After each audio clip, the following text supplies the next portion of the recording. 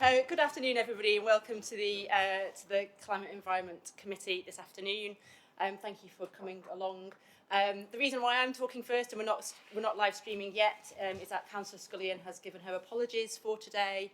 And whilst we are welcoming Jane Atkinson as our new Deputy Chair, and we'll do some introductions in a moment, we didn't feel it was quite fair for her to chair the first meeting of her attendance. So if it's all right with yourselves, we've asked Councillor Scott Patient to chair today's meeting, but if I kind of need agreement from members to be able to say that's okay. So can I have agreement that Councillor Patient chairs the meeting? Otherwise I'll be looking for somebody else. So if that's Please, by all means. Are we good? We're all in favour? Thank you very much. Okay, Councillor Scott, thank you very much for taking on the role of the chair, and we'll live stream and start the meeting shortly. You can tell I'm Thank you. chair because I put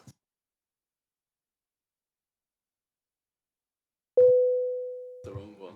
Okay. Thank you very much, Liz, and welcome everyone to this meeting of Climate, Energy and Environment Committee. I'm not Councillor Scullion, as you can see, but I am standing in for her on this occasion. So we'll just get some of the formality bits out of the way first before we do introductions and stuff. So can I ask if we have any apologies for absence?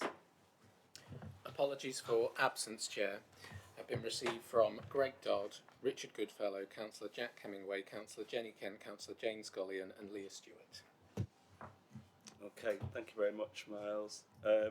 And agenda item number 2, any declaration of disposable and pecuniary interests. So please can members highlight any declarations of interests. I'm not seeing anything, but if anything comes up as the agenda progresses, then do feel free to stick your hand up and let us know. It's fine, we'll do it ad hoc. Number 3, exempt information and possible exclusion of the press and public. There are no applicable items during this meeting. So going forward, number 4, minutes of the meeting held on the 24th of October 2023. I'm not sure if anything needs picking out through that. Okay, there we go. Gideon. Yeah, just a quick one. There's a couple of places in it where the language seems to be a bit loose or missing words.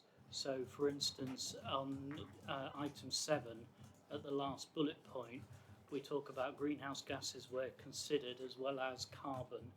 I think it's meant to be carbon dioxide or something else, but I'm just not quite sure if someone else is reading it what that actually means. And there's a couple of others where it says things and there's just feels like there's another word needs to be on it, just for clarity for people. Okay, is that something we can take away and perhaps the other one in particular I picked up on was 8 on the first para, where it just says combined and Natural England. I think it was meant to be combined authority. Anything else? Thank you, Gideon. We'll make sure those changes are made, and thanks for picking them up. I'm not seeing any more hands or nods, so I'm going to take them as read and just ask members of the committee to review and agree. Do I need a hands in the air situation or just a general? If anybody disagrees, we can chat now. Yeah, I'm not seeing disagreements, so thank you very much. Moving on, number 5, actions from the last meeting.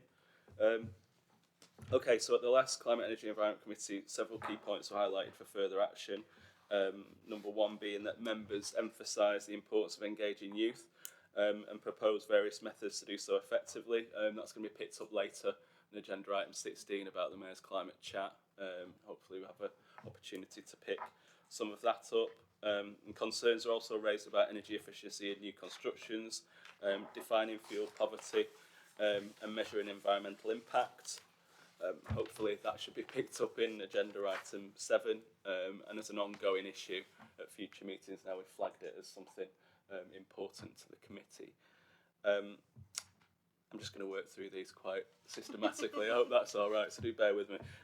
There's an inquiry into projection and plans for achieving green energy targets, as well as a call for comprehensive strategies to address all greenhouse gases. So this is going to be picked up as part of agenda item 13 and also at future agenda items on the carbon emission reduction pathways refresh, which is coming down the line. And suggestions made to expand projects to neglected areas, utilising Section 106 funds for biodiversity, and ensure sustainability in mass transit through ISO standards and regular updates. Again, that's going to be picked up as part of agenda item 17 and at future meetings. I'm wondering who did this one, but issues regarding loan affordability and installation quality for the Better Homes Hub were discussed.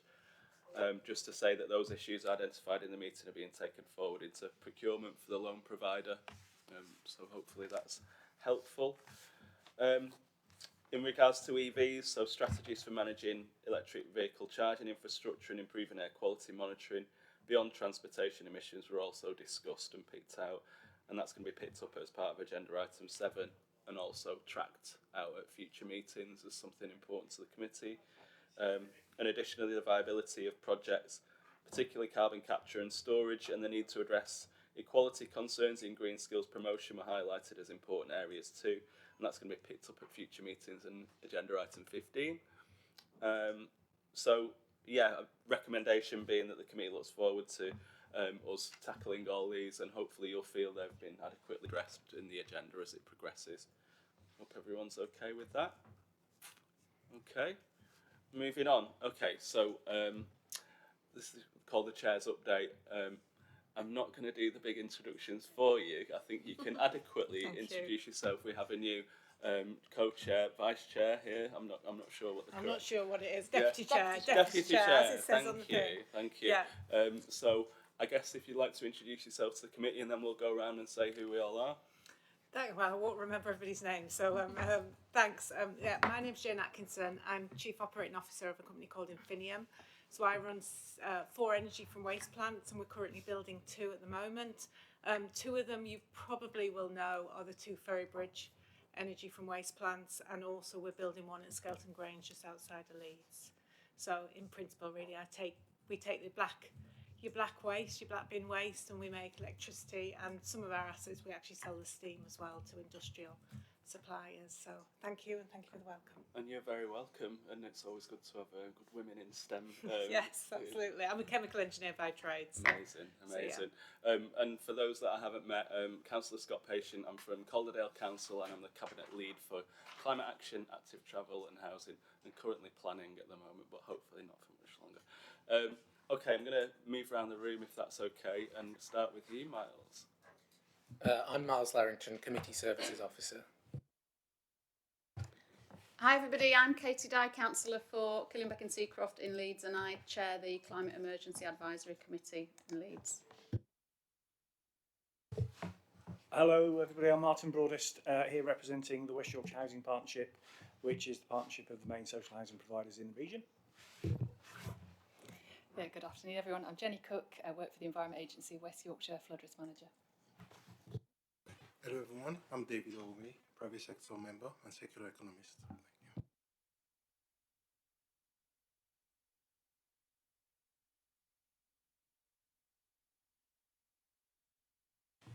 Hello, Peter Glover, Research and Intelligence at the Combined Authority. Afternoon, Reba Rashid, Project Manager on the Better Homes Hub programme. Hiya, I'm Bella McCrachan. I'm a fast streamer in Better Homes Hub as well, working with Ariba. Hello, Kate Thompson, Head of Economic Implementation at the Combined Authority. Hello, I'm Rosanna Brett Davis, Policy Manager at Transport Decarbonisation at the Combined Authority. Hi everybody, Stacey White, I'm Head of Mass Transit Place and Consents at the Combined Authority, and here to present the Sustainability Strategy for Mass Transit. Jason Willis, representing Northern Gas Networks. Hello, I'm Jim Cardwell, I'm Head of Energy Systems Policy at Northern Power Grid. And I'm John Clark, and I'm a private sector representative from Cummins. Hi there, my name's Adam Ashman, I work for Yorkshire Water, as it says on there, and I'm Head of Strategic Planning. Nice to meet you. Hi there, I'm Gideon Richards, I'm one of the private sector representatives, and I have a consultancy in sustainability in Kirklees. Hi, Andrew Cooper, a Kirklees councillor.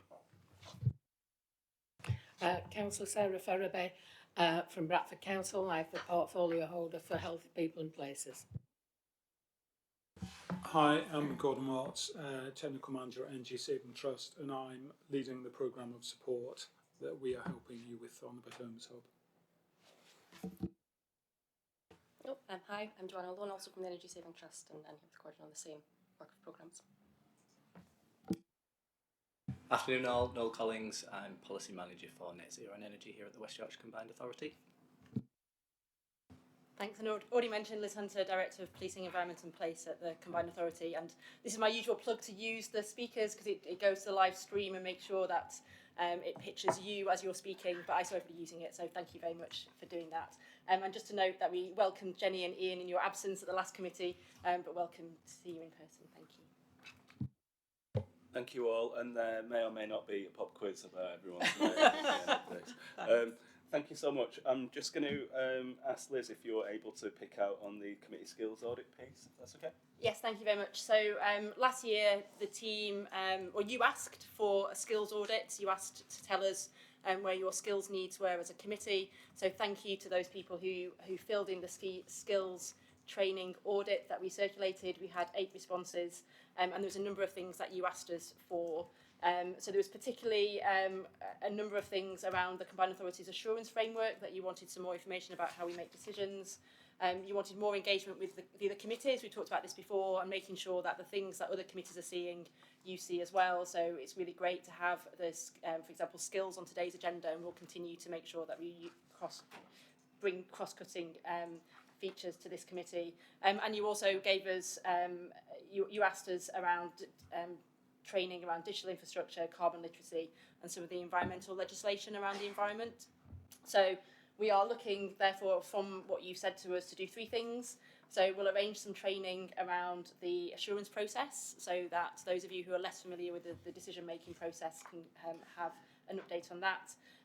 The team are looking at options for carbon literacy training, and we'll come back to you with what might be possible, recognising that you're all busy people, so we'll find something that can be done to increase knowledge without it taking a lot of time.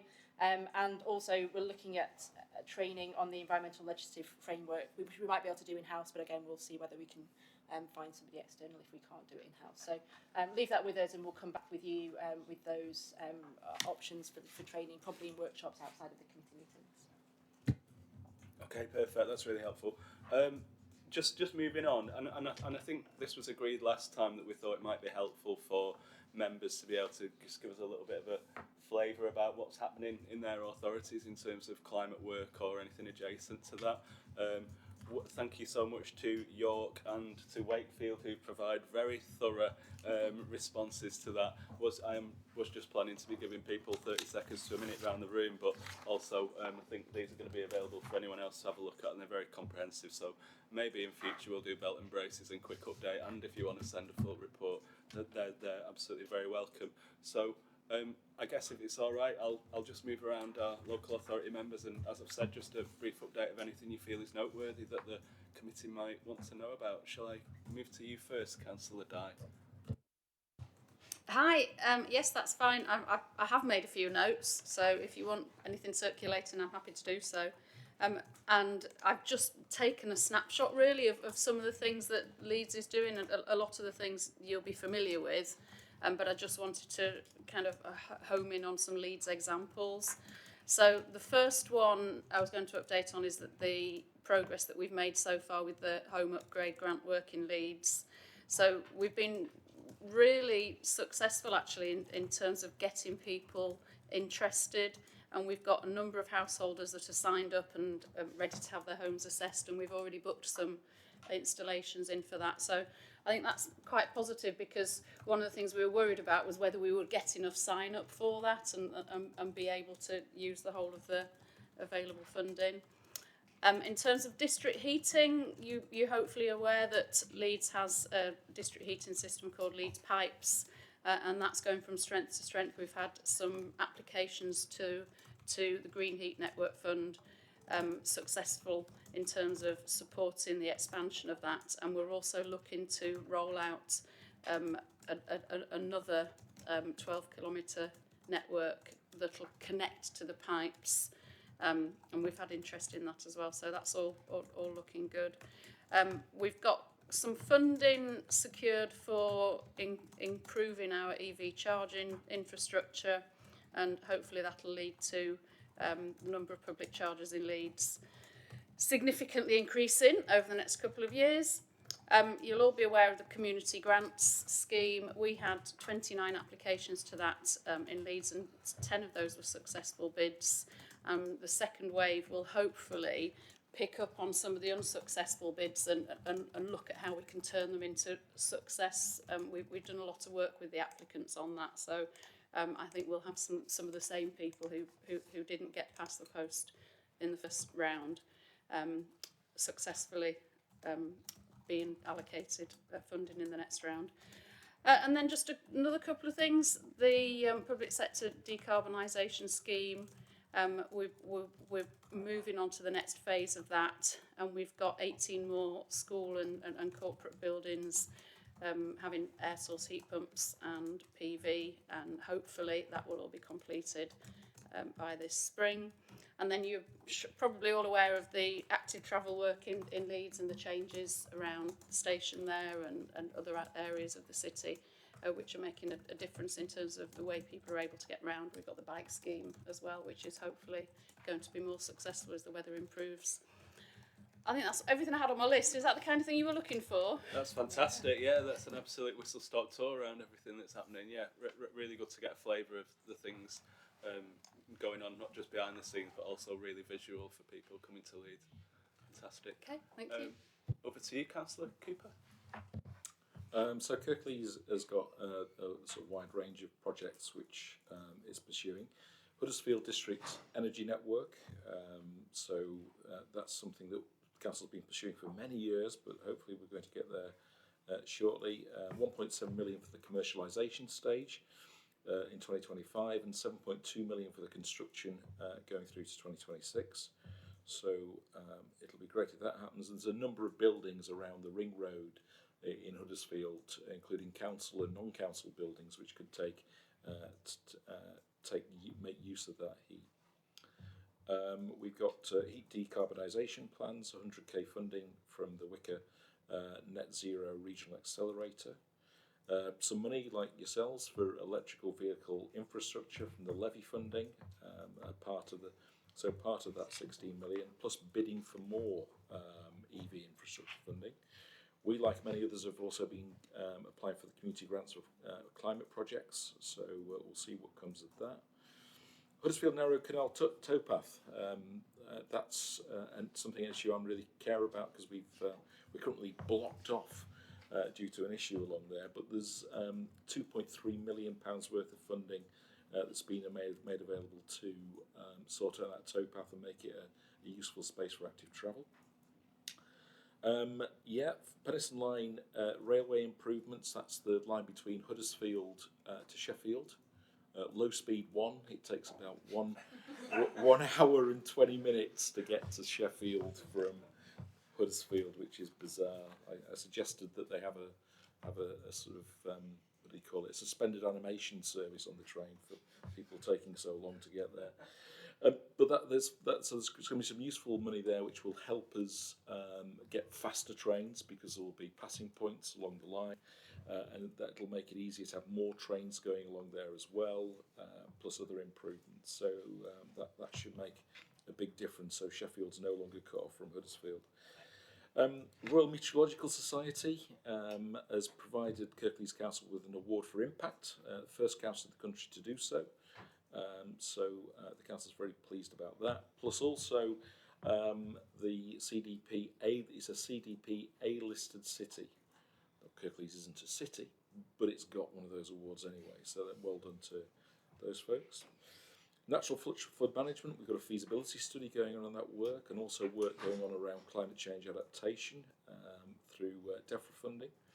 And something which is getting a lot of community engagement is the Woodland Creation Programme as part of the White Rose Forest work.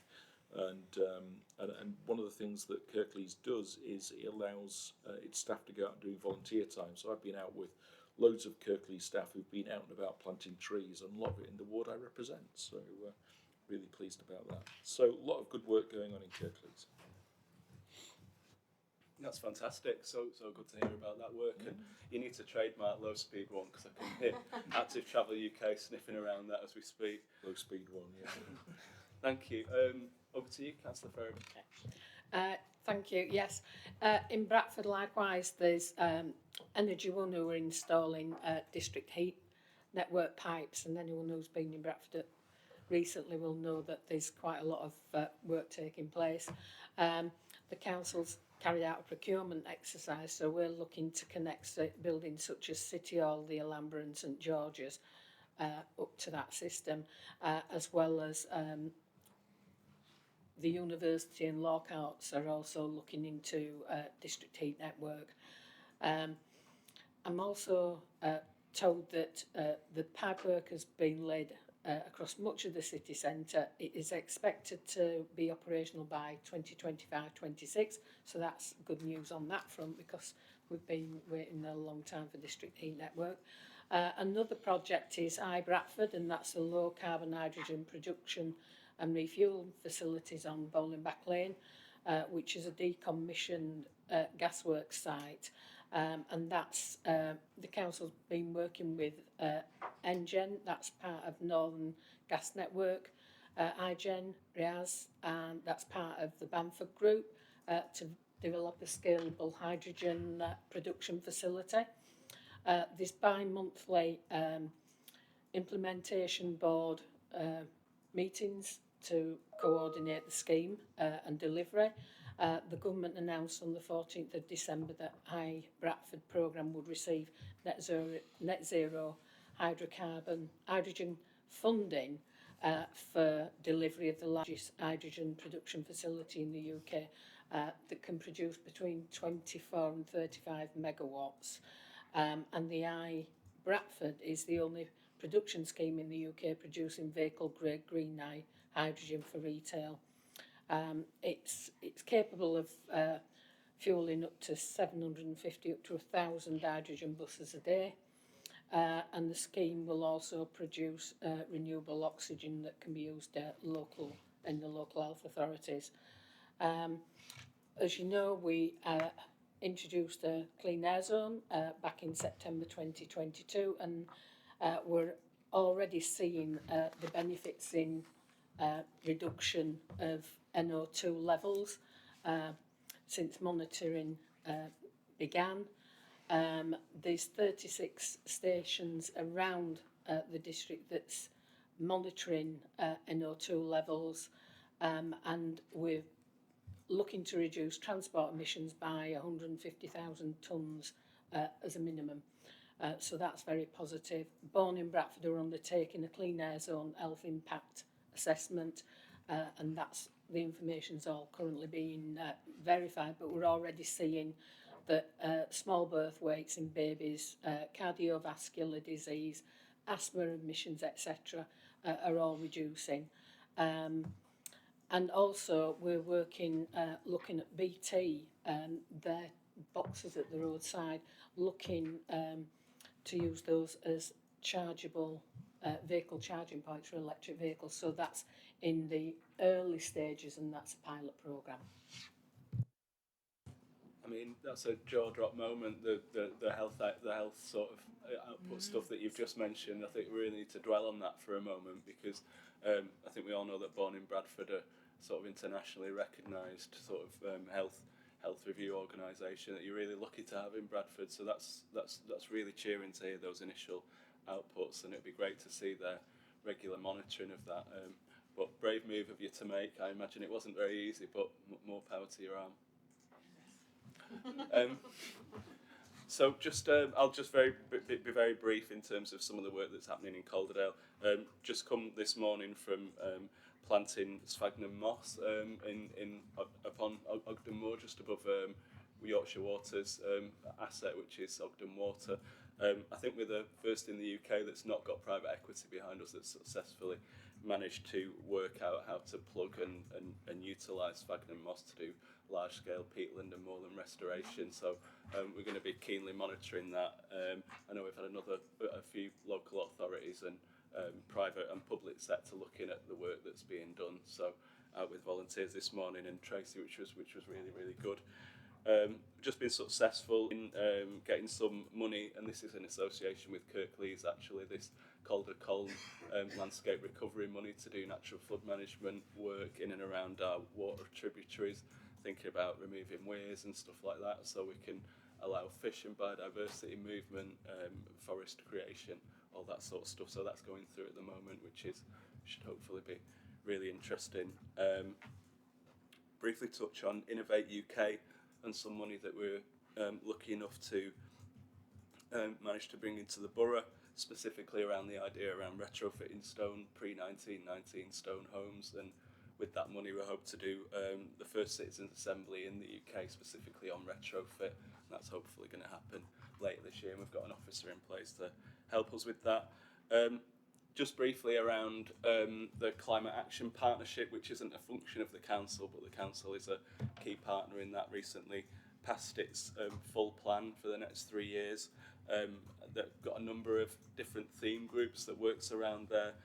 Just thought I'd dwell briefly while I'm talking around NFM on the land and nature aspect. That's kind of been picked up by our ecological emergency officer, and he's created a new partnership called Wilder Calderdale.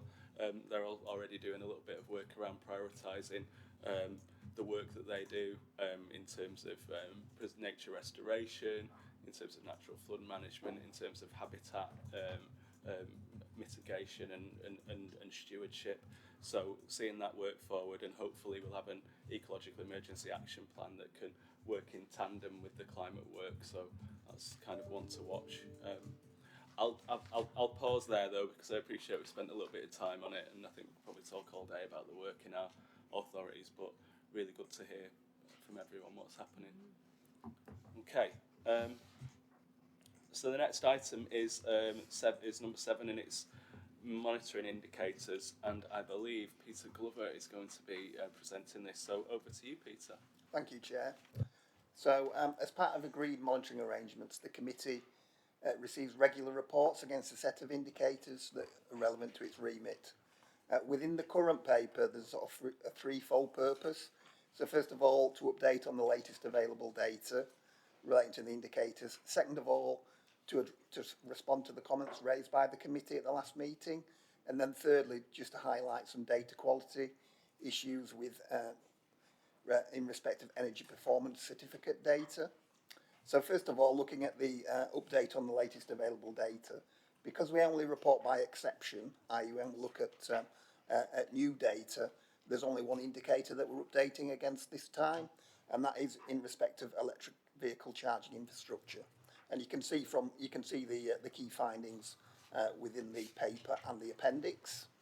Basically, we're seeing rapid growth, albeit from a low base, in charging infrastructure, although the prevalence of charging infrastructure in West Yorkshire is lower than the national average. Turning now to comments raised at the last meeting, there are a number of those. First of all, there were queries regarding the access to green space indicator.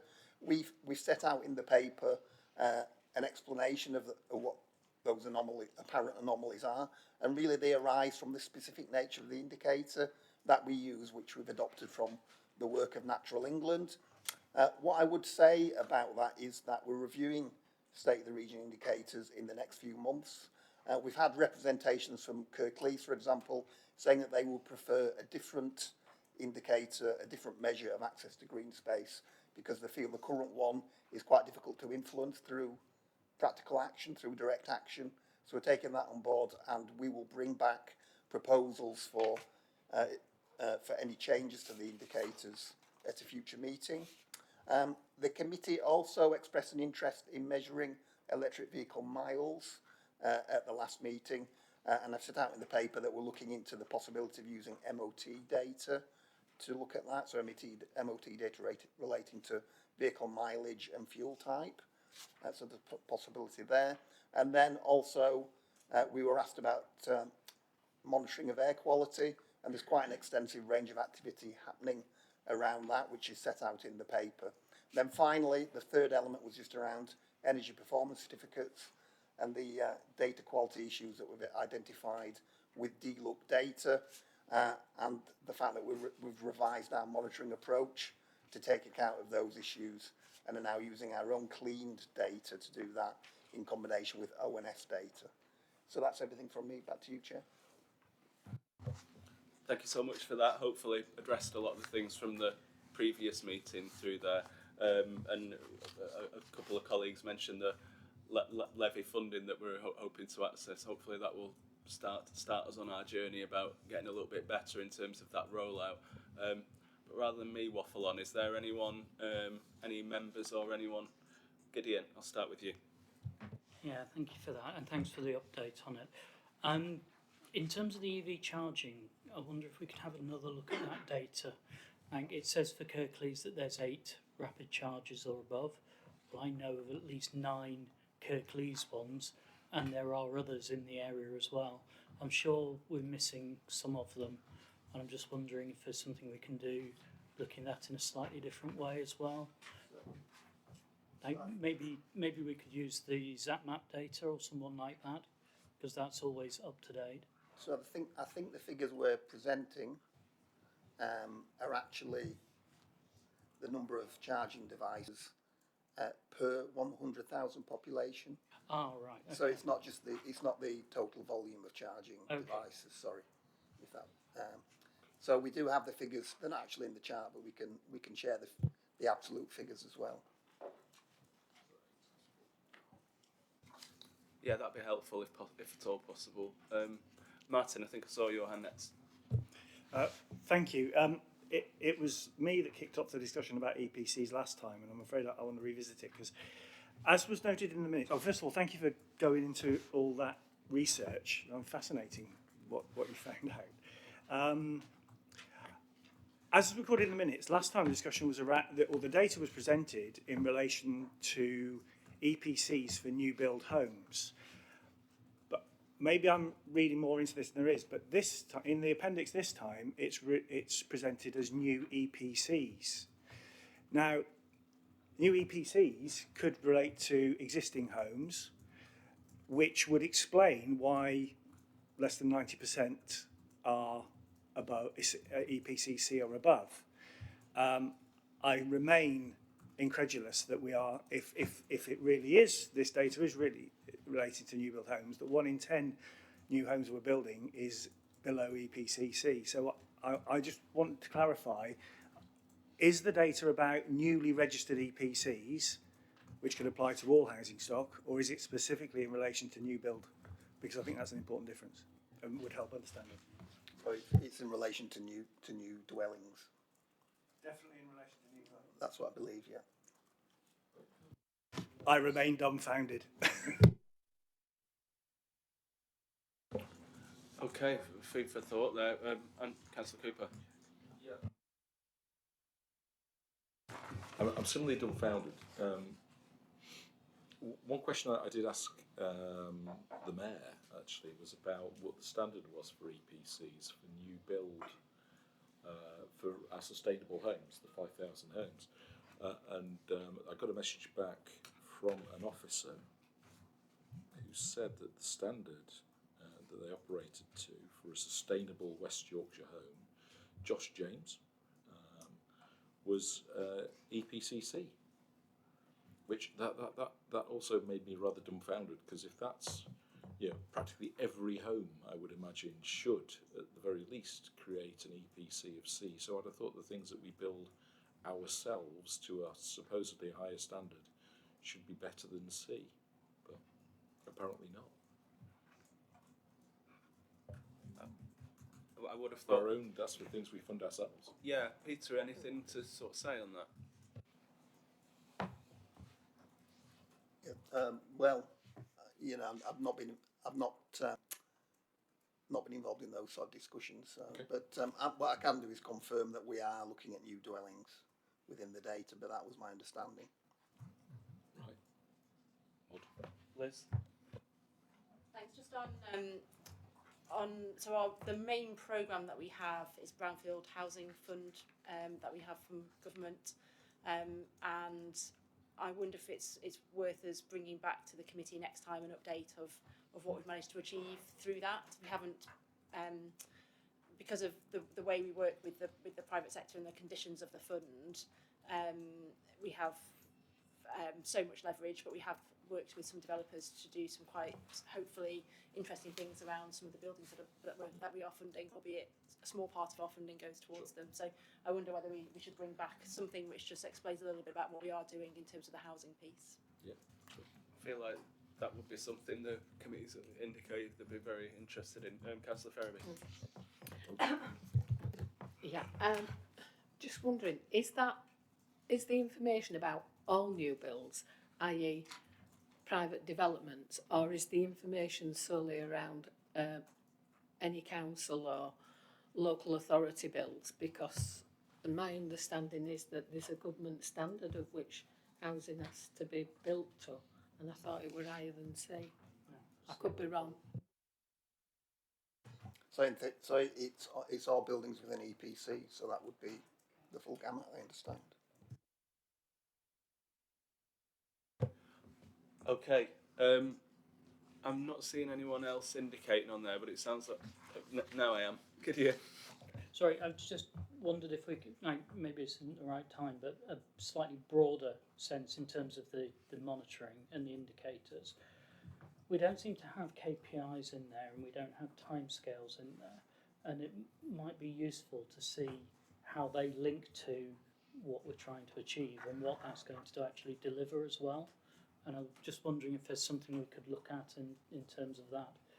But something I was going to mention a bit later on as well was with, we have these indicators, but does that mean we're doing well or not? Where are we actually targeting to be? Like we talk about 2030, 2038, but there's nothing there to say where we need to step down to on the way through.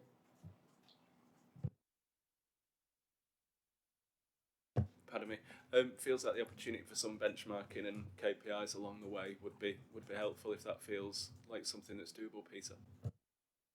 Yes, certainly. I mean, the main benchmark we do is for the emissions, the sort of headline emissions indicator, and of course we benchmark against the sort of national average, for example. But there is a potential to sort of develop targets if that's what you have in mind for set timescale.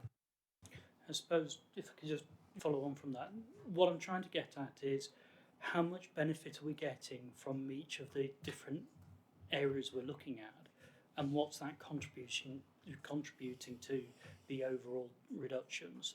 Because we might find that actually we want to focus on some areas in more detail because we're not actually delivering what we thought we were going to in the first place. It's an interesting comment because I picked something up as well. On the West Yorkshire low emissions per capita, I made a comment about what's different about Bradford. And now hearing what you were saying about the clean air zone, I wonder if that's why 3.9 is your emission, effectively your emission intensity.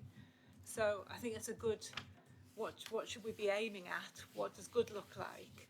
And how do we get on, what's Bradford done differently to get there? So I think it's a good comment. Okay. Thank you everyone for your contributions. Looks like Peter want to answer. Peter. Sorry, Peter. Now, I was just going to flag the carbon emissions reduction pathway study as probably the authoritative source on the contributions from different parts of the economy to the achievement of the overall emissions target.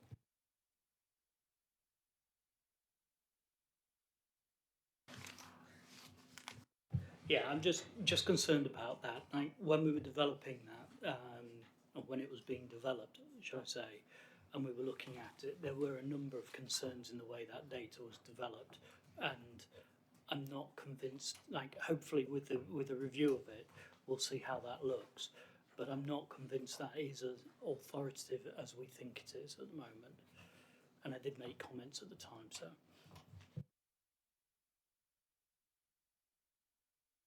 Doing a double glance around, and I think that feels like we've finished with that item, but we've got some actions and reporting back that we can take on board. Thanks all for your contributions on that one. Moving on to, I don't know whether I need to do the formal note, the headline analysis of the indicators, but I have done there just for the sake of it. Moving on to 8, which is the Better Homes Hub OneStop Shop, which is a really important report that I think, Noel, you're going to be presenting for us. Thank you very much, Chair. So this will be a bit of a dual effort between myself and Joanna. So just as a kind of introduction to this, because you've all seen the paper, so I'm not intending to go through that, but this is really about giving you a little bit of an update on the options assessment work that have been going on to look at the one-stop shop. So to just make sure people have in their minds, as we're kind of going through, Joanna's leading you through, is just to make sure that as we reflect on what is being said, how that relates to the current provision of retrofit advice within each of the districts, but also to provide your views as based on what you hear in terms of the way forward for the region and the one-stop shop. So I will hand over to Joanna now. Sure, thank you, Noel. Yeah, so a lot of the detail is in that, but since we've published that report, we have now completed our options assessment report and submitted, so I just wanted to do some of that summary here and then really leave it open to questions and maybe potential concerns that you might have about such a service. Just as a way of a very, very brief summary to kind of summarise what that report has shown, the Better Homes Hub vision is that everyone in Yorkshire lives in a warm, low-carbon home that they can afford to keep that way. The kind of quote that the statistic that's always quoted is that 80% of housing stock that we'll have in 2050, which is the UK government's net zero target, is already built. So there's a huge focus on retrofit. Not that new build's not important, but retrofit is kind of the sizable issue that we'll need to tackle in order to deal with that current housing stock. And the reason that we're not achieving that Better Homes vision right now is the quality of that current housing stock and the access to some of this. Now, domestic retrofit has a number of barriers. It's not the first time people are proposing, schemes to improve retrofit. A one-stop shop is a service that's being supported by a number of European governments and countries, both at the regional and national level, in order to help manage some of these barriers and reduce the barriers to uptake for domestic retrofit. And we've been commissioned to have a look at the potential options for different one-stop shops. There's not a blueprint service that we can unfortunately copy and paste and pop into the West Yorkshire, but what we can do is learn from all these other services. And there was a report by the EU Horizon project called Innovate, and in that report they studied these 60 or so one-stop shops that were active, looking at their success and their failures and what we can learn from each of these and how these operate. And they kind of themed these into different models. One, the facilitation model, one, the coordination model, one, the all-inclusive model, and one is the ESCO model. Now, we've excluded the ESCO model. That's very much for big flat renovations, big building, where you can guarantee savings at the end of that. Given the nature of individual private domestic sectors, knowing how everyone's energy behaviour is quite different, we think that's just far too risky an option to model. You're going to expose yourself to a huge financial risk and probably not that much value to householders at the end of it. But offering an all-inclusive service would offer a great value to a number of citizens across West Yorkshire. That all-inclusive model would help that person go from an inquiry about retrofit all the way through to installation and a quality service and an aftercare service that supports them after that's happened. But there's also a recognition that not everybody is going to want to follow through with an all-inclusive service. Some people just want advice and popped in the right direction. They want to do their own research. They want to work out what's best for them. But we don't support excluding those people from accessing somewhere to get that access and advice and an impartial voice and the kind of decision around retrofit to their home. Choosing something like an expensive heat pump or insulation requires a lot of thinking, and you do want that trusted voice to talk you through that, who isn't there to sell you the product at the end of the day, which does remove some of the trust when hearing that advice from other bodies like supply chain actors. So our proposal is very much that is established, the one-stop shop is established. It's built on over years. We don't think going out straight away is the best thing to do, particularly with the need to ramp up skills sector in the area and make sure that we've got the workers to do the job. It's going to be a manual effort. There's a lot to install. There's a lot of retrofit that needs done. But we want to start that sooner better, really, and phase that up in within 5 years, having a fully fledged one-stop shop that's able to offer the facilitation model to put people in the right direction, but an all-inclusive model for those who want or need it, that service. I open the floor to any questions, really. Thank you so much, Joanna, and I'm not sure if Gordon or anyone else wants to add to that. No, I'm seeing a shaky head. But over to you, panel. Really interesting work, and I'm seeing Councillor Cooper. So glad this is happening, and I seem to remember quite a few meetings back we were suggesting that the Energy Saving Trust and the work that was going on in Scotland might be a model that we could follow, and so it's good to see that sort of followed through, I think. So I'm pleased by that. It was interested to see the stuff about Ireland, interested to see stuff about France. I think we should do more looking at what's going on in other areas and trying to model it and see what we can do along those sort of lines. Scotland, I think, is a little bit ahead of England in lots of areas, dare I say. Probably due to the excellent. No, I'm not going to start. I'm not going to start talking about the Green Party. Don't worry.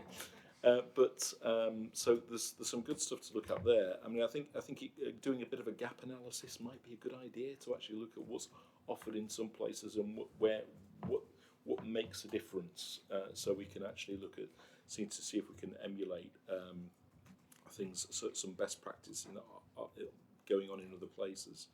I think that's important. I think it should be a standing item on our agenda. Not every meeting, perhaps, but this is going to develop over years. Hopefully, as we develop offers that can go out to people and people can engage with it. And at some point, we're probably going to want to see how people who engage with the hub are satisfied by what they get in terms of a service. Because you can imagine somebody ringing now and going, well, I got in touch, and they gave me some general advice about things I could do, but there was nothing there really that I could engage with in terms of finance or in terms of installers in a big way. And so I think having an idea about what the customer experience is and seeing that develop over time, I think there'll be a lot of value in that. Yeah, sure. I'm not sure there's exactly a question for me to answer on that, but maybe just to echo some of the points. It's great to hear, the enthusiasm for this approach. I think it's great. It's only going to work with the success of kind of buy-in from everybody. So it's great to hear that this supportive words and encouragement. And I think monitoring and evaluation is a big part of what we've said here. In that there is a huge amount of stock to retrofit. There's a huge number of different people in that who are all expecting different things from the service. Are we meeting their needs? Are we doing that in the most efficient way? Thinking about it purely from a process point of view, but also from that householder sitting there, is my house better now because of the work of the OneStop Shop and how we monitor that. So I think that's a really crucial point, the monitoring and evaluation strategy baked into how we do that and not be afraid to go back to it and adjust it if we think it's not capturing the data that we need to be able to make these crucial decisions. And I think particularly what might be challenging around that monitoring and evaluation strategy is the work that's going on elsewhere. The OneStop Shop, I hope, will be a really valuable asset to everyone in West Yorkshire, but it's not going to be the only thing delivering retrofit change in the area. There is going to be a lot of local advice demonstrator projects and smaller projects and community groups supporting a group of people here. How do you monitor what the OneStop Shop is doing without necessarily thinking around the variables of all this extra work? So it's a challenge for sure, but I think that's something that's really important to get right and make sure that we're getting right, testing that all the time. So thank you. I think that's really important, and not just because you're in the room, but I'm really glad we've got energy saving just doing that client side support. I think there's a big space for local authorities to help you do some of that benchmarking and gap analysis. So where you are delivering stuff and stuff's happening on a quite granular level, how those relationships work and look like. And I know Councillor Scully and I have my guts for guards if I go making sweeping changes, but I do think there's room to have regular reporting. I'm not suggesting every time, but sort of bi-yearly sort of monitoring about how it's progressing sounds like a positive idea. Just bouncing off Councillor Cooper's comments really. I struggled with the three examples to compare and contrast because I couldn't work out, how many head pumps capacity, Scotland have installed more or Ireland has installed more. So I couldn't work out what the best solution was, but I love the idea of a one-stop shop.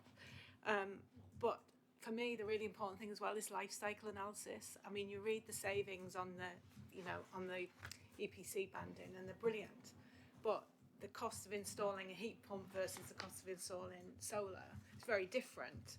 So will you provide that life cycle as well as that pathway? Yeah, so I think one of the important things, that barrier to retrofit is not just impartial advice, but very tailored, specific to your motivations, your needs, your budget, your personal circumstances. And one challenge as well is how well do we maintain that relationship with that householder throughout their life? Because we would love retrofit to be all big one, you go on holiday for 2 weeks, you come back and your house is all redone. Reality is that's not how home improvements work, right? You get a new heating system, there's maybe a distress purchase because the boiler's gone kaput and you need to put something in now, or you need new windows because you think it'll make your house more valuable. There's lots of reasons for doing retrofit, and this one-stop shop needs to be able to offer that service no matter how that person's interacting with us. So the ambition for the one-stop shop should be very holistic. It should be from somebody just thinking, I can't afford my energy bill next month. Yeah. What support is that? I'm in crisis. I need financial assistance. Who's out there to support me? And it might be that it's the combined authority, or it might be, hang on, there's something happening in your local authority that's better to support, or there's a charity here, or there's something here to put you in the right direction, all the way through to somebody grand designs, I want to completely redo my whole house and strip it all back and do all of this. There should be support for no matter who you are in that journey. So it's very much not, it's for all citizens in West Yorkshire. It shouldn't be really specific.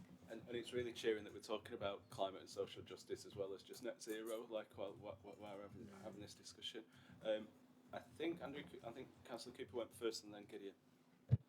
So I think we need a universal offer at some point, and and we can't come soon enough, and possibly we're on the back of house values. But to answer your point, I think we've got to have something there which is about early adopters, people who don't go, what's my payback period on this? No, I want all the stuff. I want to have the super insulated house. I want to have passive house in my old Victorian house. I want to achieve all those things, and I want to have all the gizmos and everything. And we need to, if you like, be nice to those early adopters and make sure those early adopters enable other people to come through the door as well. So, cost benefit, I think for some people it's not going to be top of their list, and we've got to embrace that to allow others to come through the door. So I agree. I think my question really was more about, if all of us at different times went to the Energy Savings Trust, would we all get the advice we want, whether it's payback, whether it's early adopters, a lot. That was really my point, as opposed to, but I understand. We do need early adopters. Gideon? Yeah, thanks for this. I'm not sure I've seen the published report, so I don't know if that's available to us. That would be helpful to see that. A few thoughts for you. One, time frames here. If we're talking about 5 years before we get up and running, that's already 1 year before 2030. And we're rapidly heading towards 2038 at the moment. So we need to think about, again, back to the KPIs, back to this, assessing how we're going with it. It's really good to see that you're thinking about skills, and I've worked with EST before in a number of different past lives. One of the things we're thinking about with Groundworks Yorkshire at the moment for community buildings is whether we could do a mentoring scheme. I'm just wondering if there's something in terms of skills where we could actually do a two-stage thing, so we could get fast hits on more general stuff, and then more detailed going forward to hopefully speed that process up. So it's just my thoughts for you. So maybe just to address the report thing, it's going through a feedback phase at the moment, so I don't quite know when it'll be released for everybody, but it is close, I would say, but I guess committing to a date is probably a bit premature for that, but please do expect it somewhat soon. To address the second part around partnership, I suppose is what you're saying there, is how do we engage that sector there. I mean, it's a huge part of the report. Of when you see it, you'll see the number of pages that it takes up. Is that partnership working? We realise that the OneStop Shop cannot on its own achieve the retrofit aims, and it's going to need, these services can complement each other rather than compete. And I think sharing best practice, sharing the information that's going on there, realising that not everybody, when they want to put on solar panels, thinks to call a one-stop shop. They might, despite the best marketing efforts, might do it because their neighbour's done it. And how did you do it? Oh, that was the installer, and I'm going to call him and get that installed. To make sure that best practice is shared amongst supply chain actors, amongst community groups, amongst other local authorities, against anyone working in this area, and thinking of the one-stop shop as that hub for that, so people can get referred or signposted in, formal or less formal ways, mechanisms, but just to support all that. And I think partnership is really an important part of a one-stop shop. Yeah, just one quick one in terms of upscaling what Councillor Cooper said as well. If you look at what's happened in the EV heat pump and electrical sector with the renewables, there's been a very fast uptake, and there's been a very fast decarbonisation and energy efficiency of those buildings because of the technologies they want to put in. It might well be worth looking at that as something that we can spring off as well. Can I just make a quick comment on following up on your comments about the bit 5 years to be having a one-stop shop functioning. What I would say is the intention isn't to actually nothing happens for 5 years. This is you're scaling up to a fully functioning one-stop shop by year 5. And there's two parts to this. One is creating the demand from the households. The other part is the ability of the supply chain to cope with that demand. So there's a danger if you go out too early with all the whistles and bells that you overheat the market too quickly and you end up with disappointed households. So and then actually reputation becomes poor and people walk away saying, well, I won't bother with that. They promised all this great stuff and it's not happening. So it's a ramp, I guess is what I'm saying. Thank you. I can see Martin bursting at the seams there. Go for it. Ready to go. The three examples that you've cited, Ireland, France and Scotland, so obviously Ireland and France are completely different nations. Scotland's got devolved policy making in this area. What are we lacking in England in a policy framework that would help us to get to where they've got to and scale up to their levels that we don't currently have? Well, big question. It's a barrier. A national policy, national policy that supports advice and retrofit. That's not apparent in English. In England, they do have it. In Scottish devolved government, they have a policy to support household retrofit, and a lot of that's funded through their Service of Home Energy Scotland. But it's a national cohesive framework. Ireland as well, backed by national government, supporting deep retrofit targets to retrofit a number of housing stock to get there, and supported that with advice. And France similarly. It should be noted France does operate a bit differently in that it started municipality, so it started on the regional level, then got brought up. So that's maybe something to challenge here, is that what is the power that we could do something regional to show the replication that this would be so much more powerful if it had the backing of national government. But at the moment there's not a cohesive policy framework that's available for England, and even Wales is doing more in this area than England is because of some of the devolved powers. Sounds like we've got a manifesto for moving forward there. I'm not political at all. just kidding. Okay, well, thank you everyone, and thank you colleagues for our Energy Saving Trust. That's really helpful, and I think we've got a lot out of there and some thoughts for the future and how to manage and benchmark. So hopefully welcome you back in future meetings. Okay, thank you all. Moving on to number 9, which is the Better Homes Hub area-based schemes, one I'm really looking forward to. And please do correct me if I say your name wrong. Ariba? Okay, right. Yeah, that's our fault. That's fine. Over to you then, Sue. Thank you. Thank you. So the purpose of our report was to provide the committee with an update on the Leeds area-based scheme, which is part of the Better Homes Hub programme. Leeds have an ambitious innovative retrofit scheme that will be delivered in an area of high deprivation, which will involve insulating and decarbonising up to 100 back-to-back Victorian terraced properties in Armley, Leeds, investigating the challenges in decarbonising this property type, which have traditionally been expensive and difficult to improve due to there being little space for measures to be installed, and bringing together and blending different government funding sources and into one delivery package, which will reduce the overall cost to the resident and the combined authority, and provide learnings on how to manage different pots of funding to help inform how the future retrofit schemes can be financed.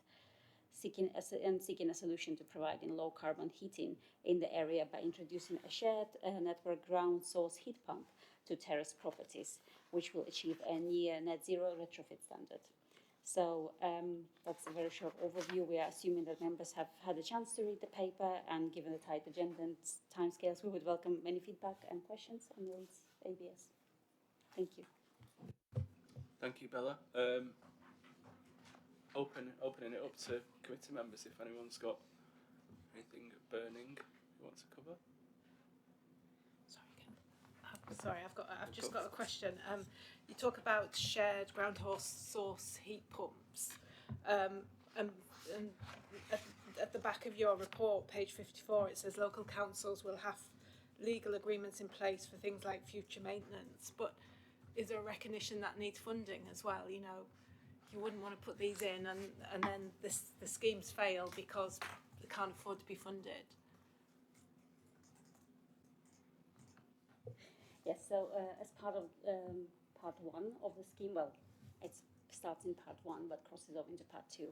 We will be conducting a feasibility study. Well, Leeds will be conducting a feasibility study to investigate the viability of the ground source heat pumps, the financial legal implications, commercial implications, so everything. That's the whole point of the feasibility study, which the additional costs for the feasibility study have been calculated and is part of the business justification case. So yeah, that will be covered by the feasibility study, which will hopefully give us all those learnings that we need to apply to part two. And in part two, we will be hopefully installing those ground source heat pumps with everything that we learned in the feasibility study. Thank you. Thank you. Brilliant. Martin? Thanks, Chair. I mean, first of all, this is reflecting my background in private sector renewal work years ago. I'm a huge enthusiast for area-based schemes. I think they're absolutely critical for tackling retrofit in mixed tenure areas. So yeah, it's really good to see some of these pilots coming forward, and looking forward to seeing the pilots from the other 3 local authority areas too. I just point out the research I've seen indicates that a very significant part of the overall cost of a retrofit project is actually associated with doing maintenance work. So something like 40% of the overall cost of a project is maintenance work, and that can often in itself be a barrier to participation by people who are having to contribute themselves. So I think that needs to be factored into those projects as well. That it's not just about insulation and heat pumps and other things. Actually, some of these people need new roofs and windows and doors and other basic maintenance essentials and in some of our older neighbourhoods, actually, I think we should be looking at this as more of an opportunity to re-life those neighbourhoods for the next 100 years, rather than just thinking it as an energy efficiency project. Hi Martin, thank you for your comments. Sorry, I just jumped straight in. Just to give members a bit more comfort, is as part of this scheme and with the other area-based schemes, we are budgeting in a disrepair package of work. So if new roofs are needed, we've got the budget to go and do that, because we recognise that there could be structural issues that we may not necessarily realise, but once we're in the house, they come about. So there is budget for disrepair. And just to also clarify that once the works have been installed in a property, there is a defect period. So within 12 months, maybe a bit longer, if works need to go in to maintain the works that have already been delivered, there is a pathway for residents and us to go and support. I'm just going to take Chair's prerogative, if I may, before I let other people in, and just wonder about how this gets scaled up. I'd be remiss if I didn't look at Calderdale being picked out first and looked at that as a good model of how it's been applied, and especially in communities that need that work. But how does it work in terms of looking at it post and during and then the sort of ramp up, really? It's a really good question, and it's something that we've just initially started thinking about. But the way that I see it working is we gather all the learnings, we gather the delivery blueprint, which is what I call it, and then we'll look at how we can effectively scale that across the regions. But it's something that we have started thinking about. It's something we need to consider a bit further, but it's on our agenda. Thank you so much. I think it was Gideon and then Councillor Cooper. Yeah, thanks for that. I think it's really positive. Couple of thoughts. One, Scandinavia's been doing this for quite a long time, and they're combining it with the likes of heat pumps and combined heat and power plant and things like that. So combinations of, which I think would be really useful to look at how we integrate these things together. Base load is important. That's where I think the local authorities will come into their own on it. But we've found as with district heat schemes in general, the base load is really important to make the economic case for it. And also you then need to provide the confidence to people that they're not going to get their costs jacked up very quickly, when someone takes it on and we'll just have to put the costs up. So we need something around all of that side of it to make sure that we understand it. maintenance is the important one as well, but also to go with that is training of the people who are using it in those properties, and that might be a rolling thing because people will change as they're going along. So that's it. Thank you. Thank you, Gideon. Over to you, Professor Cooper. A couple of things. I wonder if we're to get the most learning out of this project, because it's going to be about learning, isn't it, to an extent, then I guess it'd be useful if the 5 local authorities dealt with maybe different types of situations. So it's not all a load of terraced houses. There's some of them might be a 1970s build, leaky house or whatever. So I'm just wondering if there's any opportunity for us to look at different archetypes and find different ways of doing that. So, you know, I'm terribly sorry, Kirklees, but Calderdale got the terraces first. You know, you've got to go and find some 70s houses. Then I guess the other question is how come Wakefield and Bradford and Kirklees haven't got anything yet? Is there a time scale by which time they've got to get it? I see the Calderdale scheme's 1 million or so, the Leeds scheme's about 3,800,000. Is there an indicated sum that they go for, or do they just come to you with a project and you go, yeah, right, off on that? So in response to your first question, we are trying to diversify the area-based schemes, so looking at different property archetypes and try and find different innovations that we can test up. So there is a possibility that with Kirklees we may look at, I don't know, modern builds. I don't know, it just depends on what the officers come back to us. And yes, with your second question, we are working with our partners in each district in currently scoping up their area-based schemes. And if Kirklees come to us with a project scope with an X budget, we will work towards that. So at the moment we have indicatively allocated 1 million per area-based scheme, but we know that the costs are coming in higher. So we are trying to find ways in how we can support each district with their proposed area-based scheme. So what are the indicators? Leeds got 3.8. So Leeds is, so with Leeds, there's an indicative budget of 3 million. They are bringing in some match funding, which has helped lower that cost. But if, say, Kirklees do come up with a larger budget, if we are able to go and do some match funding, and you know, if it is a very true innovative scheme, then we will try and commit money to that. But I can't make any promises. It just depends on how the scoping exercise goes. Thank you. Some clarifications there, which was good. 'Twas always thus that Leeds get slightly bonus. But no, thank you so much for the report. Really good to see some of that work already, sort of on the stocks and working through. And I'm sure that the different local authorities will be providing different things so we can monitor its progress. So thank you so much for that. Okay. Moving on, I believe I have to just note the contents of the report, and we endorse the approach, so I'm not seeing anyone saying no, so thank you so much. Moving on to flood risk management project approvals, and there's some decisions required in this one, and I believe this is going to be presented by Rob Trammer, who's way down there. Welcome. Thank you, Chair. Excuse me. I'm presenting 3 flood schemes to you today. The first one is Albert Street Flood Alleviation Scheme, which basically comprises of 2 pipes either side of the river, which is additional to the drainage gullies. The problem faced there is that when the river does flood and it overtops, it floods the existing surface water drainage scheme. And basically that can't cope, so basically the properties flood. So the proposal is to create 2 new large pipes either side of the river, which will take the flood water downstream and into the river again. So this is not really a flood protection scheme in that it enhances the existing protection because there's no capacity to do that in the middle of the town. It is about mitigating what may happen anyway. And that will be to divert the water further downstream where there's a weir.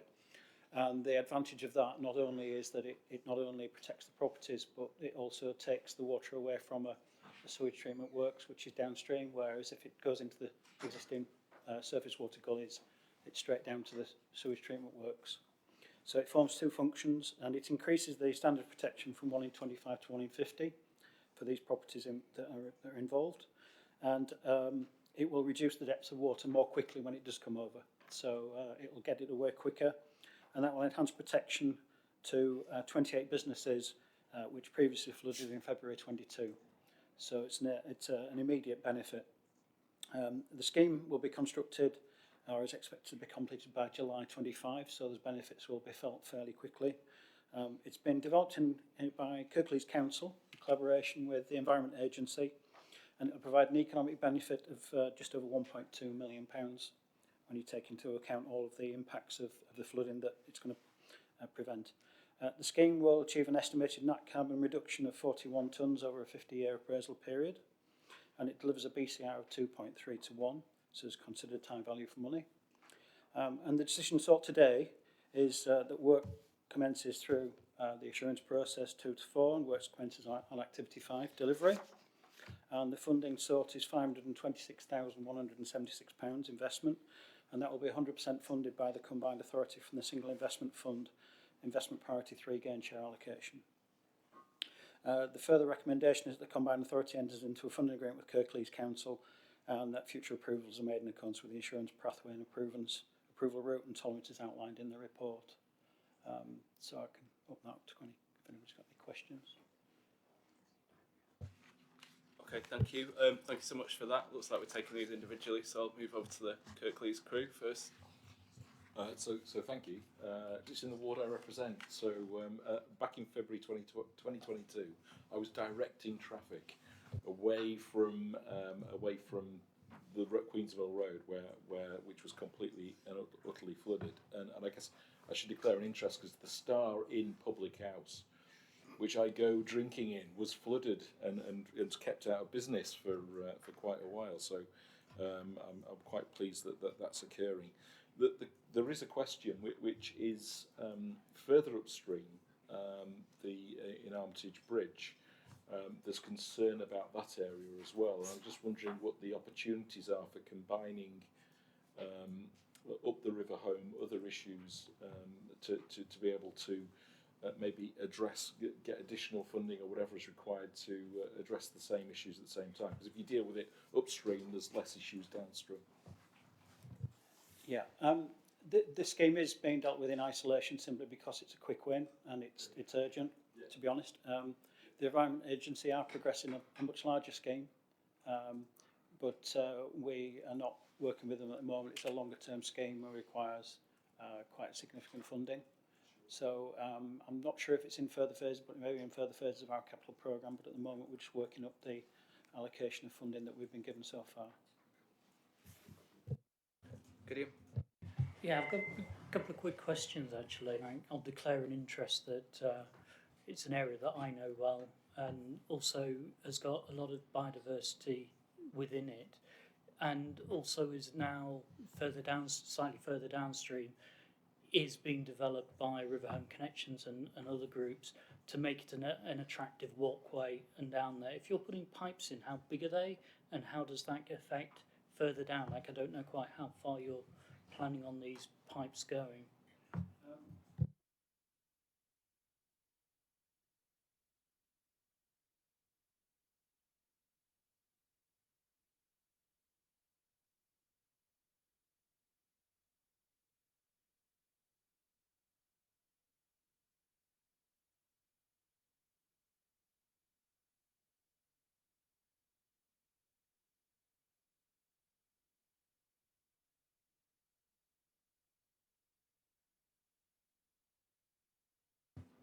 That sounds okay as long as we can still approve the project today, which is an important thing. Yeah, okay. Can we look to? I mean, firstly, thank you so much for the report on this. Sounds like a very, as you've said, a quick and easy win, but really impactful at the same time. So can we agree the recommendations that Rob set out, please? I think we need to do that by a show of hands for members, please. Yeah, fantastic. Okay, thank you, Rob. Moving on to the next one.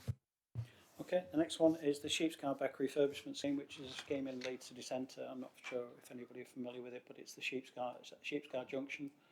Sheepscar Beck runs from Meanwood right down through Mabgate into the city centre and discharge at the River Aire. The scheme is quite an historic scheme, which is a channel which flows between buildings, and it's very constrained. It has a series of culverts under roads, and it's canal-like in its nature, and is in a very poor condition. The failure of the channel walls would lead to blockages in the channel and the culverts, and an increase in flood risk to 51 residential and 255 commercial properties. The council reactively remove blockages, but it's getting to the point where it really needs a full refurbishment. So the scheme's been developed by Leeds City Council in collaboration with the Environment Agency, and it will provide an economic benefit of 32,796,000, so it's significant. The scheme will achieve an estimated net carbon reduction of 2,439 tonnes over a 50-year period, and the scheme delivers a BCR of 7.9 to 1, which is exceptional. And it would expect to be delivered by April 2025. The decision sought is to proceed through decision point 4, full business case, and work commence on delivery. The funding sought is 620,104 from the Single Investment Fund, Investment Priority 3 gain share allocation, towards total scheme cost of 1,563,401, and the scheme will achieve match funding from the Environment Agency of 943,297. So the combined authorities' contribution is roughly about 40%. And the recommendation is that the combined authority enters into a funding agreement with Leeds City Council, and the further approvals are made in accordance with the assurance pathway and approval route and tolerances outlined in the report. So again, if I could open that up to questions. Thank you, Rob, and those numbers are pretty impressive. BCRs that officers can only dream of. I'm assuming that Councillor Dyer, you're going to want to speak on this one. Thank you. Yes, I just wanted to pick up on a couple of points in the report. The first one is where it talks about enhancement of the local environment, and that's clearly going to be an important part of the scheme, but also in terms of ongoing maintenance. So you talk about build-up of vegetation, of debris in situ, and tree roots growing through. So just wondering about the ongoing maintenance of that and the funding of that. And then another one underneath is again a really important point, and it says improving understanding amongst landowners about their responsibilities. And clearly part of the reason that a lot of the build-up of debris has occurred is because people have not been looking after the area, and just wondering about what does that involve in terms of improving people's understanding and commitment once the scheme has been completed. Yeah, it's a very complex position because there are over 100 landowners in the area. So actually getting the landowners to do the work is quite challenging because of multiple land ownerships, as mentioned, and also the fact that these ownerships can change regularly, and a lot of them are tenanted and subtenanted. So there's a very complex land position down there. The council here have gone through an engagement process of engaging with all the landowners, and part of that process is not only to achieve the ability to get on the site, because although the council do have statutory rights to go on there and can do the work and kind of force the way in, if you like, but obviously they try to do these things with consent. So they've had a constant dialogue over the past few months with the landowners to explain what they want to do, why they want to do it, and all of that will be also about raising awareness about the fact that they have an ownership and a responsibility to maintain it. The challenge is that, as you can imagine, it's the actual ownership position is not 100% clear every time. Sometimes these are not clear on the land registry. The other issue is that because the channel may be in two ownerships, either side of the channel, who does what bits? It's a very complex position, and historically the landowners have not generally been aware of any responsibility they have. So that in itself will be beneficial to raise that awareness. The awareness will result in them hopefully making sure that things don't fall into the canal, etc., and create some blockages, or if something, things on their land or walls which are in disrepair may fall in. But the whole point of this project is to give it a full refurbishment. So when it talks about amenity in the area and improving amenity, some of that will be about removing things like broken down fencing, and walls and replacing them with good quality, better quality products, if you like, from a visual perspective. So the council are also aware of the fact that whilst this channel is hidden, there will be some areas where the kind of boundary walls and the fences are very prominent from the roadside. So they're aware of that, and there's an ongoing Mabgate regeneration in that area. And so the intention is to make sure they do a neat and tidy job and make it better for the area. Where there's a lot of trees and shrubs that are growing out of the wood, out of the walls, that's partly because of the fact that they're in disrepair, and so nature's got a hold in there. So it will be about taking that out and putting better planting in that's better able to be managed in that sort of location. And the council will be obviously continuing to carry out reactive maintenance, because whilst it's not the council's responsibility from a statutory point of view, the council does have a responsibility for flood, and therefore they want to make sure that obviously it doesn't happen. They're not going to turn a blind eye to it. They're going to continue to maintain it, but obviously that's within their existing budget constraints and resources. Thank you. I think that's really important, and hopefully it'll fit in with the other regeneration around the area and give it that kind of feel that people want to look after it, which I think has partly been the problem. Perfect, thank you, and thanks for the comprehensive sort of response there. So once again, members, can we agree the recommendations that Rob set out for this particular scheme? Okay, great, fantastic. Moving on to last but certainly not least. Thank you. The next scheme is the Brighouse Flood Alleviation Scheme. That scheme will reduce flood risk to up to 55 residential and 359 non-residential properties, as well as to the local highway network. It's a major scheme which involves repairing and replacing flood defences along the River Calder, some of which is already in train. But there was also the next phase of the project is landscape and environmental improvements at 2 parks to reduce the risk of flooding from Clifton Beck, which feeds into the Calder. These works to Wellhome Park and Winnie Hill Park will create 1.56 hectares of wetland that will improve attenuation of flood waters within the parks, where the land will be allowed to flood, slowing the flow of water from Housebeck, from entering Clifton Beck, as well as a range of biodiversity benefits. So it's quite a large scheme in terms of the flood attenuation area, but it has a dual benefit in that it's not just a pond full of water. It's a natural scheme which will increase biodiversity and has significant improvements to the park in terms of planting and footways and wetland areas. The scheme will deliver through the single investment fund, investment priority 3 gain share allocation, and the scheme is developed by the Environment Agency and will provide an economic benefit of 75,800,000. So again, a very significant scheme. The scheme will achieve an estimated net carbon reduction of 10,777 tonnes over a 50-year period, and delivers a BCR of 3.4 to 1. So again, high value for money. So the decision sought is to approve to proceed through decision point 4 and commence on delivery. Funding is sought for up to 4.499 million from the single investment fund, investment priority 3 gain share allocation, towards a scheme value of 30,809,000. So it will achieve match funding from the Environment Agency of 26,310,000. Excuse me. The combined authority enters into a funding agreement with the Environment Agency. Future approvals are made in accordance with the assurance pathway and approval route and tolerances outlined in the report. Thank you so much, and if Councillor Scullion was here, I can imagine what she'd be saying. She'd be effusive in her praise for it, and I won't attempt her accent, but just to say, clearly we're really happy about that in Calderdale. It's a significant milestone, and for once I don't have to declare an interest because work's happening in the south of the borough instead of the upper Calder Valley where I live.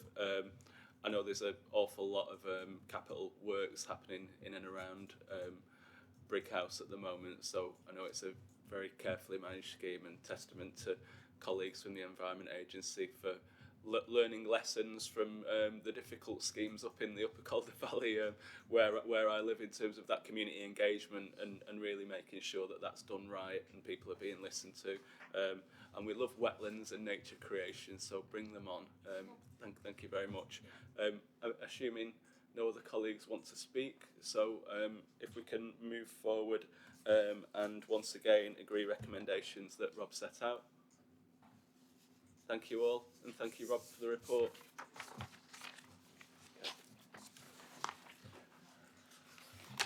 Moving on, yet another good news story, and this is the Better Neighbourhoods project approvals. I'm looking towards Noel to guide us through that.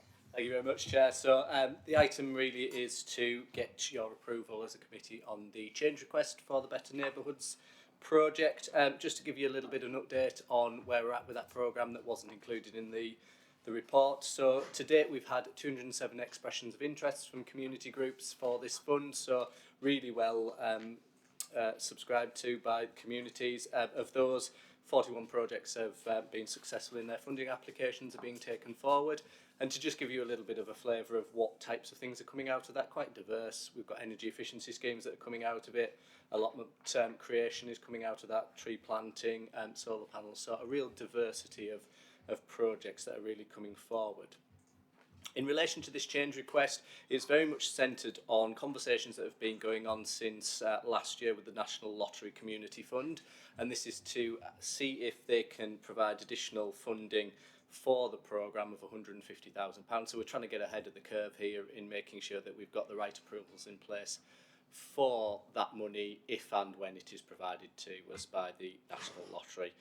So in terms of recommendation, the committee is asked to approve this change request and all the kind of conditions that are associated with that.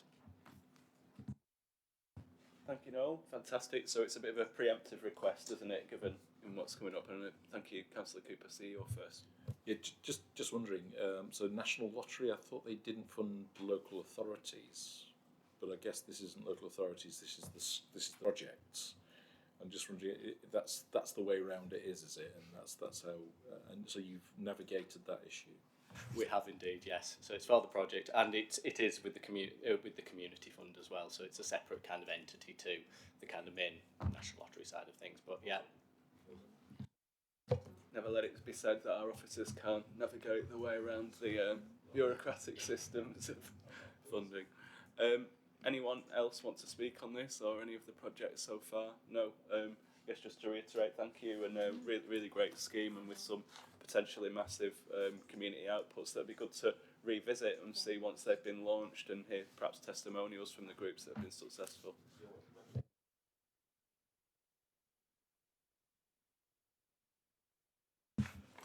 So we have, obviously there's the 41 that have been successful already.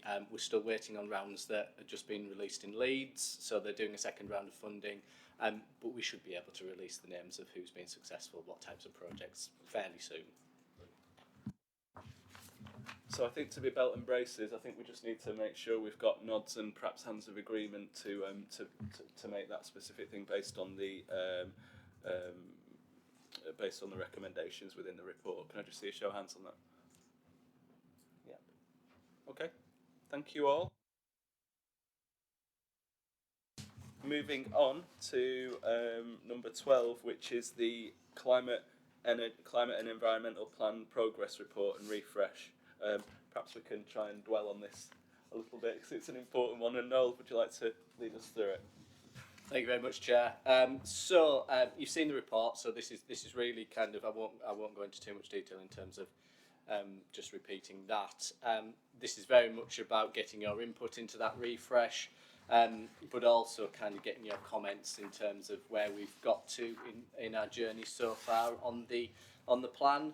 So it is split into two. The first one you'll have seen through Appendix 1 kind of gives you a little bit of an overview of progress to date. Very happy to pick up any comments related to that and what's in the presentation itself. The second part of it are really just to dwell a little bit in terms of what the priorities should be for the final year of the delivery of that plan. And then the final part of this, which is looking forward, looking to kind of what happens next, what the shape of the plan looks like going forward. You know, that is very much to get your views and thoughts on what's in the paper and that scope of that refresh, but particularly kind of dwelling on that relationship between the refresh climate environment plan and at the local level in terms of local authority kind of climate plans as well.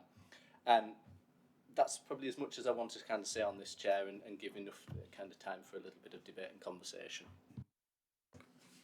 Thank you, Noel. And there's some interesting preload questions there for members and other people on the panel in terms of how should this dovetail with local climate action plans.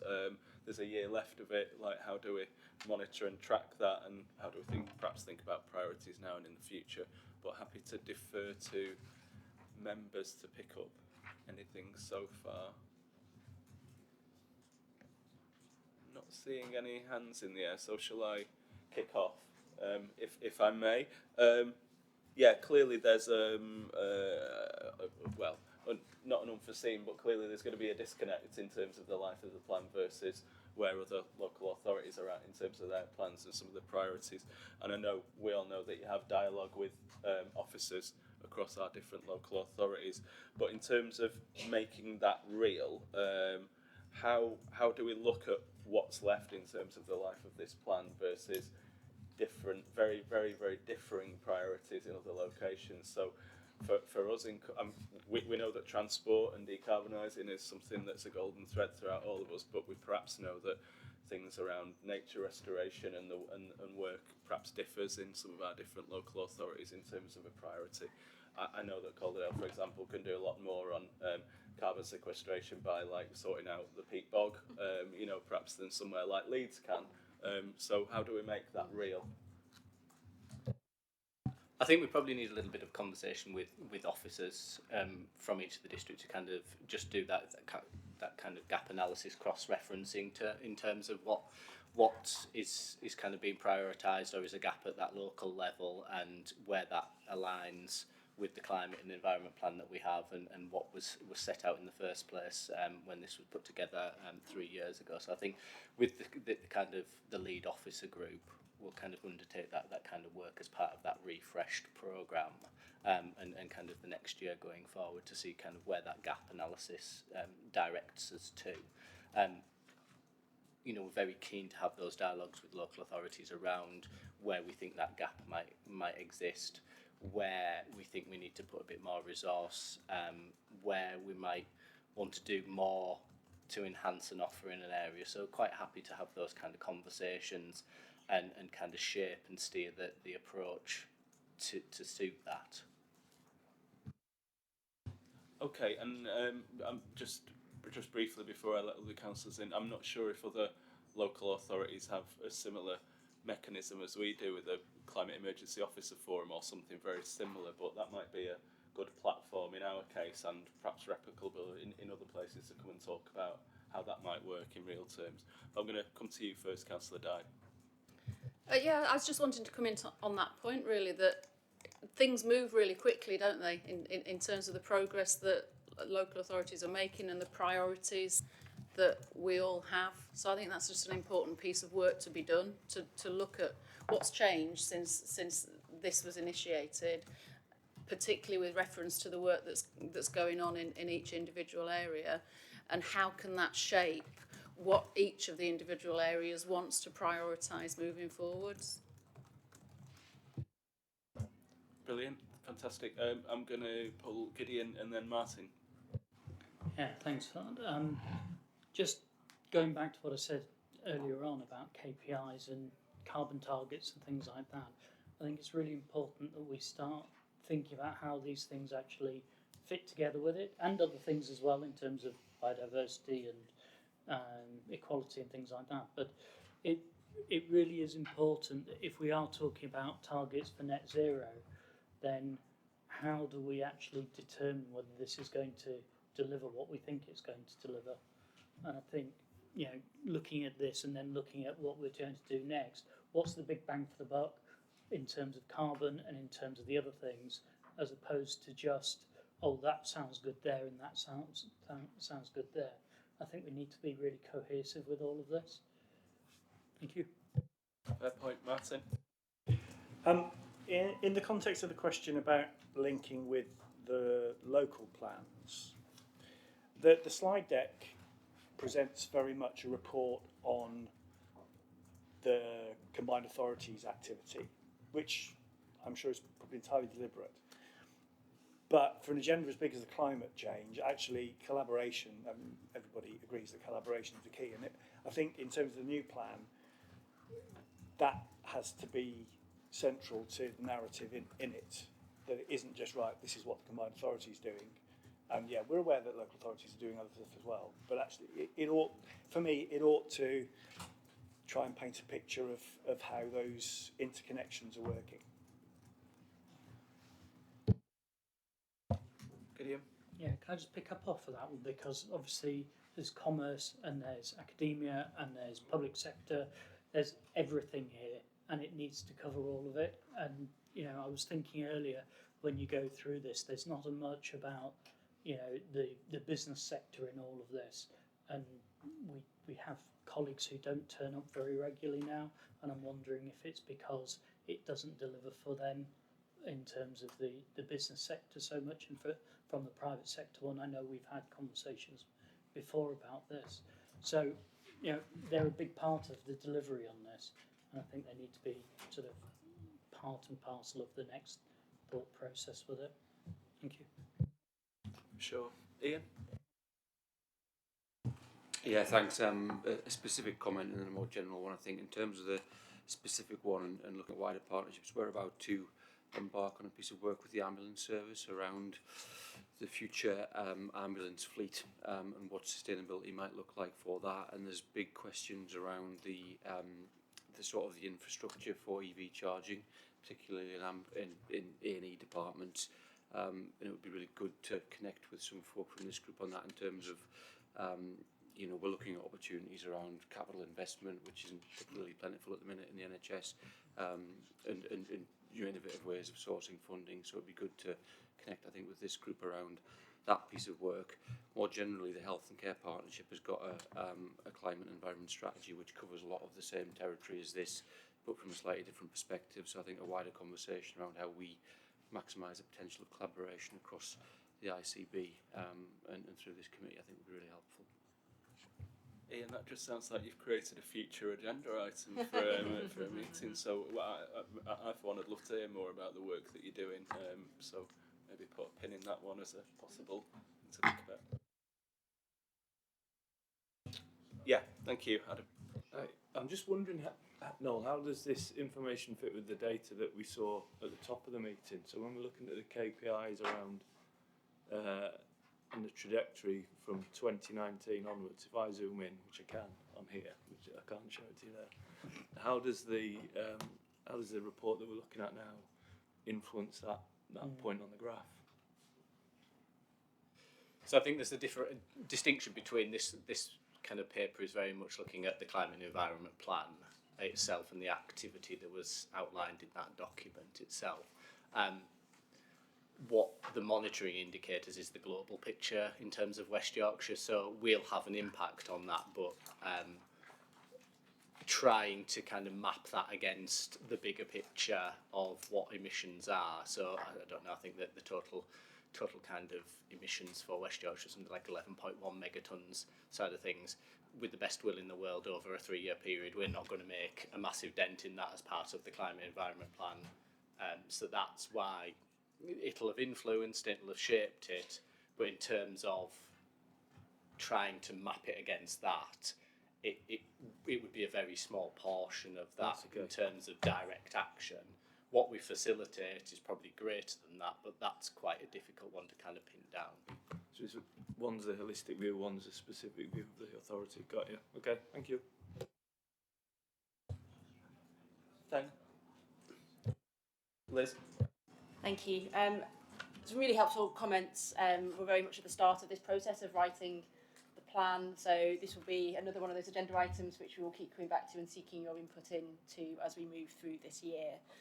Just to also mention, a couple of colleagues have talked about so also, as you remember, writing a local nature recovery strategy. So that needs to sit alongside and link in. So some of the comments you've made around biodiversity and net gain, etc., we'll need to see that and then feed into the climate plan. We're going to come on to this in a minute. We're looking at a local area energy plan as well, so that needs to dovetail. And the Combined Authority is also writing an economic strategy as well for later this year. So Gideon, some of your comments about kind of business, whilst it does definitely need to be in the climate plan, we need the climate plan to talk to our economic strategy and for our economic strategy to recognise, and I'm sure it will do, the kind of green transition and the role of industry as part of that. So just to kind of flag there's a number of different things at play here that this year hopefully we'll be able to come together to answer some of the questions that colleagues have rightly put on the table for us. Thank you, Liz. And I wonder if there's perhaps the opportunity, because there's many moving parts in this, if there's possibility of creating a focus meeting maybe on how all these bits work together for any interested parties sort of adjacent to this. I appreciate we've 10-20 minutes and we're whistling through and quite a lot to cover, so just maybe something for us all to think about. Okay, thank you all everyone for that. I'm going to note the content of the report, and we all provided our views, so thumbs up. Moving on to agenda item 13, which is the carbon emission reduction pathway refresh, and over to you again, Noel. Thank you very much, Chair. So this is a bit of a joint or a triple act, as I can see both Natasha and Daniel are coming up to the table. So this is really the precursor, I suppose, to the refresh of our climate and environment plan, really, because this is, if you cast your mind back to when we went through this, started off on this journey, we did an evidence piece of work, which I think Gideon referenced earlier, which looked at the different pathways, different routes in which we got to 2038 and our net zero target. So that work was our evidence base that underpinned a lot of the climate and environment plan. We're now in a position where we are looking to refresh that work to go from kind of the three pathways that we had down to one complete pathway for West Yorkshire that we would use as an informing the approach that we take across the region. Arup have been commissioned to do that work for us, and they're here to give you a little bit of an overview of what that looks like in terms of outputs, and then get your feedback in terms of the deliverables and how that might look and your input into that work. So I'll now hand over to Daniel and Natasha. Oh, well, thank you, everyone. Very nice to meet you all. I'm Natasha Connolly, I'm a Director of Arup in the Leeds office, and my colleague Daniel Barrett, who's an associate with Arup. So we're very pleased to be supporting yourselves on this journey of the update of the carbon emissions reduction plan. Dan's got a bit of an outline in terms of the work that we're doing, what the brief methodology, and also to just raise with you how we can engage and get your input, because obviously got some really valuable insights and input that we want to build upon on the work that's been done previously and so far and going forward. Okay, thanks Natasha. Yeah, thank you Noel. So yeah, I'm Daniel Barrett, as Natasha and Noel introduced me. Very nice to meet you all. So yeah, we're really pleased to have been appointed to support the refresh of the carbon emissions reduction pathways. And as Noel said, it's really in order to develop a single complete pathway to net zero by 2038, which we're describing, or the Combined Authority is describing as the complete pathway. So I might use those words again. What we will be doing, we'll be working with the Combined Authority, its local authority partners and key stakeholders to produce 3 critical outputs that will come together to form an evidence base for the updated West Yorkshire Climate and Environment Plan, which it was really good to hear that discussion about that just before this item. So a single complete pathway will be informed as well by an updated business as usual trajectory of emissions out to 2038. There'll be a complete roadmap and an action plan. So a pathway, a roadmap and an action plan with policy recommendations within that. And this will really aim to demonstrate West Yorkshire can tackle the climate and environment emergency and achieve your net zero by 2038 commitment. So a little bit on our approach. So the first core output of the project is to refresh and update the region's business as usual emissions trajectory and develop a single complete pathway to net zero. emissions by 2038. So what will we be doing? We will be updating the baseline of emissions for the combined authority geography using local and national information and data. So some of the data and sources we'll be using include UK government subnational energy emissions data sets that are produced and released annually by UK government, UK energy data. There's a number of energy providers in the room, so we'll be drawing upon their data sets, major energy projects, housing projections and profiles, and local authority owned and commercial building stock where available. We will review the reported progress in the West Yorkshire Climate and Environment Plan, as Noel set out earlier, and where this provides quantitative evidence of reductions in carbon emissions, we'll seek to reconcile that with UK government reported emissions as well. And then we will apply UK government national electricity, grid and transport decarbonisation forecast to develop a business as usual pathway. And what will that will provide us with is, if there was no new action at West Yorkshire level, where would that get to in terms of 2038 and net zero? We'll then look to review and identify key emission sources for sectors within the combined authority geography. There was a discussion earlier around the business sector, so that's obviously a key source, and to classify those that are within the combined authority control and influence and those that are outside of that control. And then we'll look to develop a complete pathway to 2038. For those emissions that you have control and direct influence over as an authority, and for those that you don't, we'll look to use national policy assumptions for decarbonisation, such as UK government carbon budget delivery plan. We'll then look to structure the future emissions trajectory modelling in line with existing modelling that was done for the first pathways work, and we're looking to update the model, and we'll also look to map to UK government local authority emissions reporting categories, such as transport, waste, energy, etc. And this really helps to ensure compatibility with ongoing reporting from UK government, and allow for the combined authority to track performance over time against these data sets as well. We'll also chart the region's progress against the Tyndall Centre work that was done a few years back as well, in terms of net zero 2038. So just final thing to say on the pathway is that future emissions that will be looking to identify really what happens to emissions in the context of forecast changes in electricity grid decarbonisation, what's the impact of national policy and commitments from UK government, known developments and changes in housing, population, land use, committed policies and plans by the combined authority and local partners, and also what will be the impact of local energy planning and the role of electrification and hydrogen for inclusion in the complete pathway.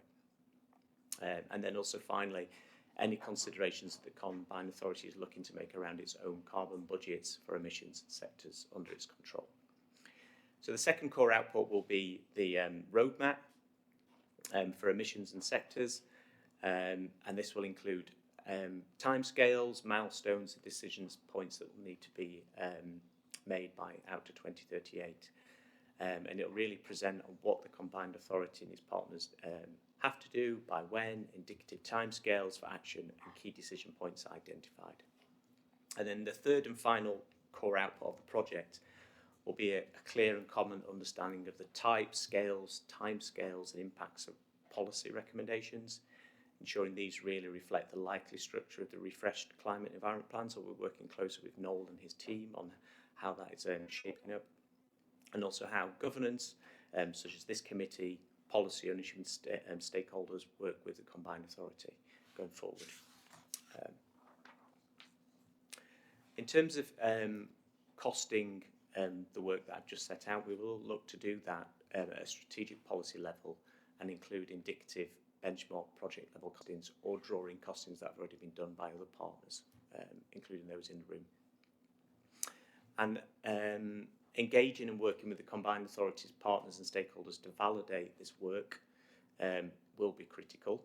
So we'll be undertaking a series of interviews with key stakeholders selected by the combined authority, and some of you in the room today, so expect contact from myself or a colleague to set up to a 1-hour interview, or as much time as you can give to the project. And that'll be really tailored interviews linked to your expertise and contributions to the pathway, roadmap and action plan. And we'll also look to host a workshop with the 5 West Yorkshire local authorities to ensure that their critical participation and outputs of the project meet local needs. So I was really keen to hear the discussion around making sure that the local is reflected in the regional. So yeah, we'll make sure that happens. And then the third part of our slot today is really to listen and to involve the committee at this early stage. So we're really keen to hear today of what you are looking for from this project, what would make the outputs useful for yourself, and really to gain your involvement in shaping the project as it goes forward. Okay, thank you, Noel. Firstly, thank you, and you're very welcome. Congratulations on doing the work, and we look forward on seeing that progress. But let's not let Arup down, and let's give them some food for thought. Has anyone got any questions immediately? You first, Jim. Yeah, thank you, and thanks for the update there. Thanks for the paper. I guess it was a sort of clarification really about the one pathway versus 3 scenarios or 3 different pathways, because I guess on one hand, we can't dither, haven't got all the time, want to make a difference. And I guess that's part of what's driving this, and I applaud the desire to sort out the difficult nub of emissions that end, so see that bit, so I like that. But then the other piece about having 3 pathways, it does allow a bit of contingency, and some decisions that are outside of our control, if you like, that haven't been made yet. So for example, the hydrogen strategy in 2026 would be a big one for that, I would have thought. So I just wondered if you got some thoughts there about how to get the best of both worlds, I suppose, to try and go for it, get a single pathway, work out how to get it down to 0, but then also how to deal with that contingency point of some unknowns and some uncertainties that still we have to manage as we go through. Do you want to say anything, Tasha? Oh, I was just going to say, even though I guess, a plan is a plan, and what you do, what is best as you've done so far, what you think, there's only so much you can predict and forecast, and there will be change along the way as that pathway as you go. And I think that's the importance of having, the adaptability and different things. So that there's going to be technology changes, going to be cost changes, that suddenly technology that wasn't, cost effective now will be cost effective in a year or, in a number of years. And, we've all seen that, I'm sure, through, changes of solar and batteries and different things. So I think while we will set out a pathway, it will be best, a best as case now, but I think that's the importance of always continually reviewing, where we're going. We do that with most clients in terms of there's always a collaborative approach in terms of things need to change as things progress. So I think there is a balance of choosing a pathway, but also being open to as changes happen. So because I don't think you can lock yourself in and deliver to to the exact point for the next 5 years, because as things change significantly, as we know. And I think just to add to that, 2 things. One, around the hydrogen study, we will be working closely with the Combined Authority and their appointed consultants on that, as we will be on the local area energy planning, to really make sure that they are seamless. It's helpful that the hydrogen study has been also taken forward by Arup, so we really can't make any mistakes on that particular part of the project. And then also, Combined Authority were keen, and we will be also producing a kind of feasibility implementation framework, which we're looking at the feasibility of the assumptions that we make, and also then possible mitigations and or alternatives if those assumptions don't come forward, to really then help to, I think, provide some of that contingency, Jim, that you're sort of referring to. But I think the Combined Authority are setting the challenge, which is wanting to select a pathway within the next few years, so then partners can get behind that pathway. I think that's the intention. Yeah, thank you. Thank you both. Gideon, please. Yeah, thanks for that. I was looking quite a lot of detail in the previous plan and pathways for it. You mentioned hydrogen and the hydrogen work. I sort of am nervous about that, in terms of which way we go with it. Commercial, heavy intense industry is perfect, but if we start going back to homes and electric cars, or should I say, fuel cell cars and things like that, then we seem to be on the wrong trajectory and against what is going on in the wider field now for it. So it'd be interesting to hear your thoughts on that side of it and how we go with that. The other thing from a district point of view, and that is about renewable energy and what we do about things like onshore wind and how can the combined authority and the pathway hopefully, and this is an assumption, but hopefully stimulate that side of it in the way we actually develop those activities, and how, as we said earlier, which you weren't in, but how do we integrate these things together? So if we're talking about heat pumps and batteries you mentioned, but also wind and things like that as well, and how do we make it all work together? Thank you. I was just going to, when you meant talking about onshore wind, were you talking about how do you attract investors and development in that side, or in terms of developing own renewable energy? It's a combination of those, but also how do we make the planning system work for it? Mm-hmm. How do we make it economic to actually put the plans together? Like I admit that I have a wind turbine company, small scale stuff. I'm thinking of it from my experience of that. We could put a lot of money into doing the planning applications, but at the moment, no one's doing it because who knows what's going to actually go through. So we've had basically since 2015 no wind go into onshore wind here. We don't have offshore wind. We're landlocked. Mm-hmm. So it's an important part of how we do this. Yeah. And big solar farms are great, but they take up space as well. So what do we do with big roofs and things like that? And it's a case of how do we integrate all that together and stimulate that to make it happen as well. Yeah. So identifying the blockers for being able to get to those pathways. Yeah. There is, of course, a large planning application for a wind farm within West Yorkshire currently active, and it'd be interesting to know Arup's sort of if they have any level of discussion in how that may or may not play forward. Okay.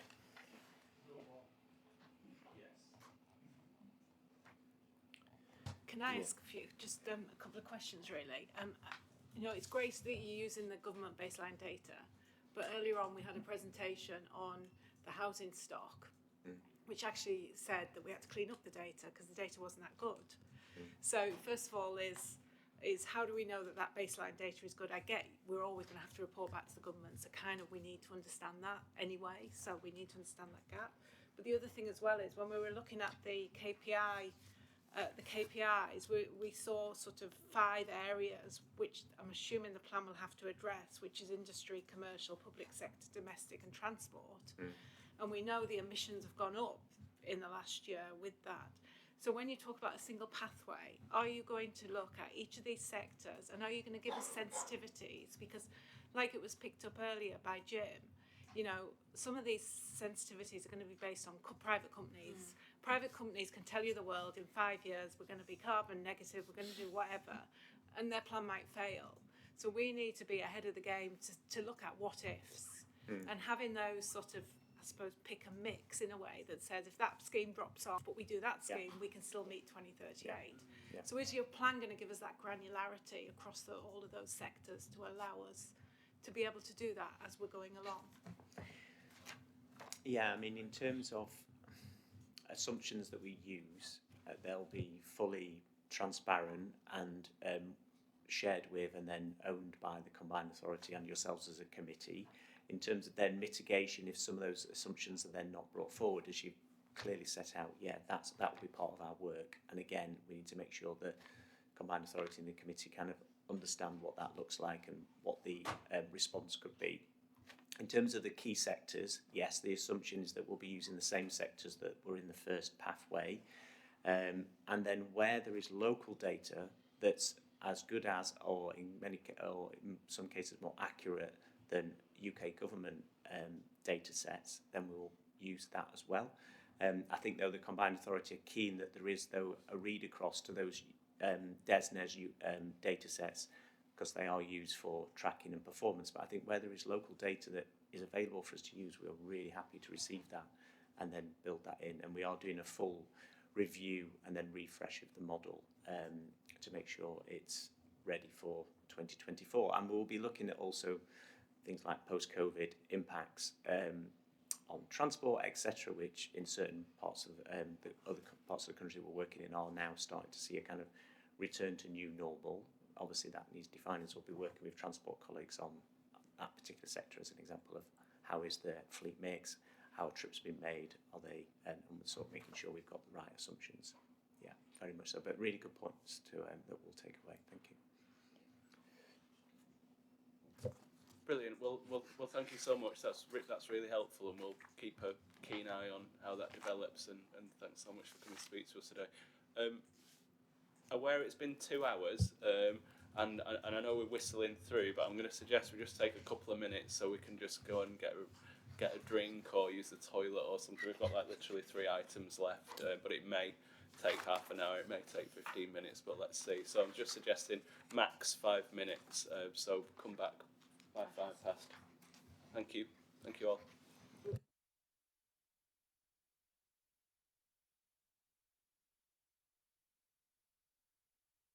For being very, very good there, and we're back. So moving on to agenda item number 14, which is the energy system reform and local area energy plans, and over to you, Noel. Thank you very much, Chair. So you've had the paper which kind of sets out where we're up to at the moment in terms of the energy system reform process that Ofgem are leading on a national scale, and that paper kind of details kind of information around what they're suggesting in terms of that reform. The one big thing for us really is around those regional energy strategic planners kind of process. There's also some information in the report that it would be good to kind of get your reflections on return in terms of the local area energy planning process and where we're up to.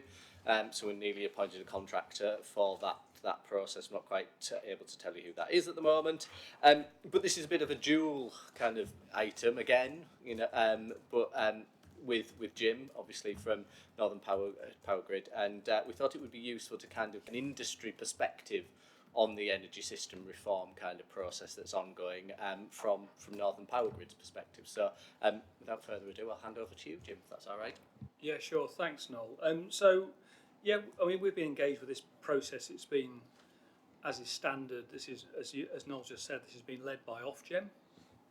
And the question they've been asking through a series of consultations and engagements has been, do we need to do anything different? Do we need to do anything different where we join up the energy system actors, people like myself working on the local power grids, you know, Northern Gas Networks, the local gas grid, the national transmission system, alongside all the local actors that are driving forward energy projects, with the backdrop being, I suppose, this is the biggest energy system transition probably since the 1970s, when the North Sea gas was introduced into the gas system, and recognising in the lead up to this agenda item indeed, and the previous one on pathways, all the work, you know, the conversation that's been had about heating, transport, it's all in there, isn't it? And I guess Ofgem concluded that yes, there was a bit of a gap, and the gap was that they thought there was a need for another role within the energy system to act as this regional energy strategic planner,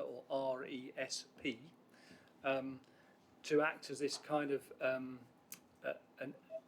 working at a subnational level, at a regional level, to work on energy system strategic planning, and to sort of bring all the pieces together and to help make sure that the energy networks, companies like myself in Northern Power Grid, are bringing forward the right investment at the right time to support the transition.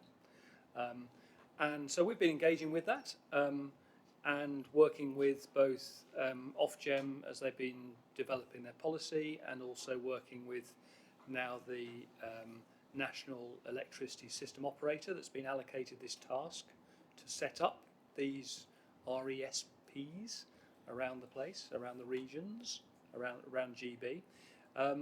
And I guess our views on it are that this should add value as long as it's not duplicative. And that's one of the, certainly, that's not just what we're saying, it's also what representatives of the local authorities in our area are saying, because they're saying, look, we need to add value, not just duplicate all the good stuff that is going on already, because we're already doing local area energy plans. We're already doing energy forecasting. We're, as has been discussed in the last agenda item, already looking at decarbonisation pathways. So all these things are already happening. So let's make sure we just help bring those things together. And I think the key thing from our perspective is that indeed in the design of this, that it is additive, does bring those things together. And I think where it could help here is that although these will be regionally facing organisations that are helping to bring together a sort of common view and consensus about what is required in different parts of the regions around GB, if they do that in a consistent national framework kind of way, so that it's speaking the same language, if you like, as say the southwest of England or the northwest of England or wherever else, that will help to present a picture and help to underpin the need for investment and the need for bringing things together to go and achieve these regional targets, which they then in turn support national targets. So that's what's going on at the sort of energy system reform. As I said, I don't think it stops anything we are doing locally and regionally at the moment. And it should help us to, I guess, at a time when, as the paper said, there's some big challenges at the moment. That the biggest challenge we've got at the moment is about the connection of large grid scale generation and storage, where there's some big connection pipeline queues, people waiting for connections there. So that's something we are doing something about locally and working with, because the issue, I guess, is the time being taken at the national grid level to build out some pretty big engineering infrastructure projects. So that's why we're working closely with them, because it's affecting people connected to our network that then connect up into the big wires of the national system. And that's why we're working on projects to accelerate connections and also look at managing the queues of connection projects to make sure that we can use the available capacity for those projects that are ready to connect, and not just those that have got some capacity reserved but haven't yet used it. So that's absolutely some of the work we're doing there.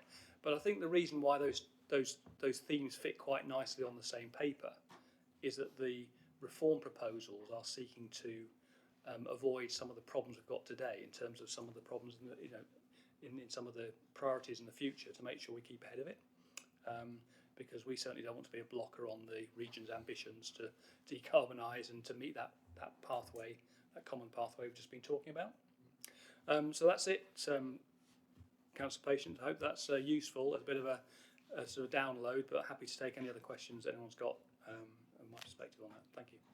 Thank you, Jim. That is indeed helpful. Councillor Cooper, you first. So thanks for that. And it's what are we measuring, I guess, is the question. Because I think, if we have got large projects that are stuck in the system, it's like, how many years is it before they'll get dealt with? If it's large projects, and so you hear of things like, it's 20 years for this project, and so would it be useful, I think, is to have some things to look at where you say, these are the projects in West Yorkshire which are being held up, and look each year and see if things have got better, and be able to lobby to be able to try and get things moved along. So having something that's really tangible to look at would be great for that. The other thing that we hear is not just big projects, but you hear about people who're getting solar panels on the roof, and sorry, you can only have 2 kilowatt peak on your roof because of the issues with connectivity we've got in the area. And so being able to see what we can do to address those sort of issues where there is problems for people who are trying to do domestic connectivity and small scale stuff. So to help the microgeneration network. So it'd be good to see if we can address those sort of problems.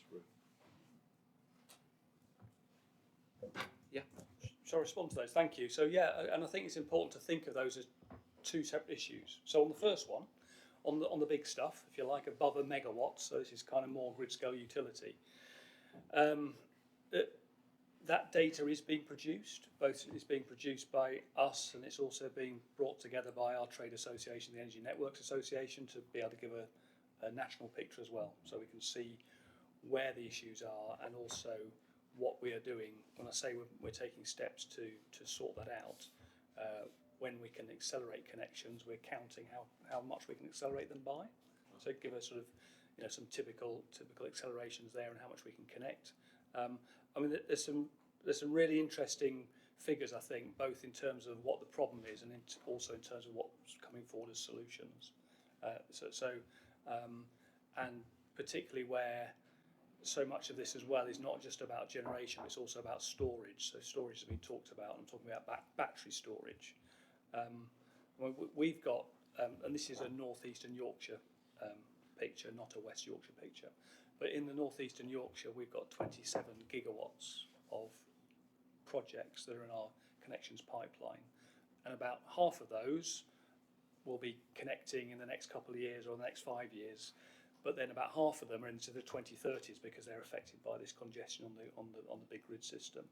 But we're sharing that data through our sort of stakeholder webinars and things as well. But so that's the first point. The second point about the very different, as you form that distinction between the micro generation, I think we've got solutions in place for that, and it's about us making sure that we share those with people and listen to what those problems are that people are getting and make sure we can solve them, because they're not connected to this other one, and they're not requiring 10 years of connection of big transmission projects to get people connected. Okay, I'm going to let Martin jump the queue because he seems super keen, and then I'll let Councillor Ferriby come in. Thank you, Chair. I mean, it's on that particular point about domestic connections, because I mean, there is a bottleneck. From what all my colleagues tell me, there is a bottleneck. It is affecting our delivery of retrofit schemes and decarbonisation of heat in our homes, in social housing. As heat pumps and the technology becomes more trusted and cheaper, that is only going to get worse. I heard a statistic: 8 million homes in the UK are currently on a loop system, which need to be de-looped in order to facilitate heat pump EV connections, EV charging connections and solar panels. And coupled with that, that's the kind of the problem side. The opportunity side is by installing battery technology wide scale at the domestic level, you then help you help on the demand management side with smart metering and so on, that can actually help smooth out peak demand and peak heaters, I think is the phrase that's floated around. So I am really concerned that whilst the big projects grab all the headlines, actually there's a huge bottleneck that's only going to get bigger on the domestic side too. Maybe we'll take the others and see if we can just put them into one. So that's okay. Councillor Ferriby. Yeah, thank you. Actually, mine is very much on that practical level, and it's around the battery storage. And will that be localised? Because, and I say on a practical level, because we do see the national grid at times going down, especially when we have adverse weather. And as we're moving more to electricity for use, whether it's recharging vehicles or whether it's home use, etc., if the power goes down and everybody is reliant on getting the cars charged, heating at home, etc., unless you have that local supply there that can suddenly kick in like an old-fashioned generator, we're going to be a bit stuck. And actually, what are the plans for local delivery of some of these areas that will actually alleviate the problems when the main grid goes down? And Gideon, and then hopefully come back on them all. Thank you. Yeah, thanks, Jim. Just off the back of the domestic side of it, we know from my own knowledge that the agricultural side are also struggling a bit as well in terms of grid connection. So that was one thought, and for renewables and battery storage. And also that they're getting told that there's not enough grid even if they want to go off grid. so to speak, which is a bit of a confusion with it all, and they're not allowed to. So something maybe we can pick up outside of here. I do have a question about waste to energy. I'm going to look at our deputy chair now. As we decalorify, if that's a word, the waste streams that we're talking about at the moment.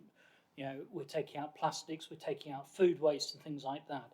What's the impact of that going to be in terms of our energy availability within the system? And I suppose for the actual organisations, it'll be about the economics of at what points it make it not viable to do it, and how does that affect us, especially with district heat and things like that. Decoupling gas and electricity would be a fantastic one for Ofgem to look at, and I think would help us all. And back to that domestic thing, we're also talking about whole street work at the moment, and how does that affect it? And then vehicle to grid and vehicle to building. You know, is anything going to be looked at on that side of it if that does take off? Thank you. Nice easy stuff for you there, Jim. Yeah, just a few there.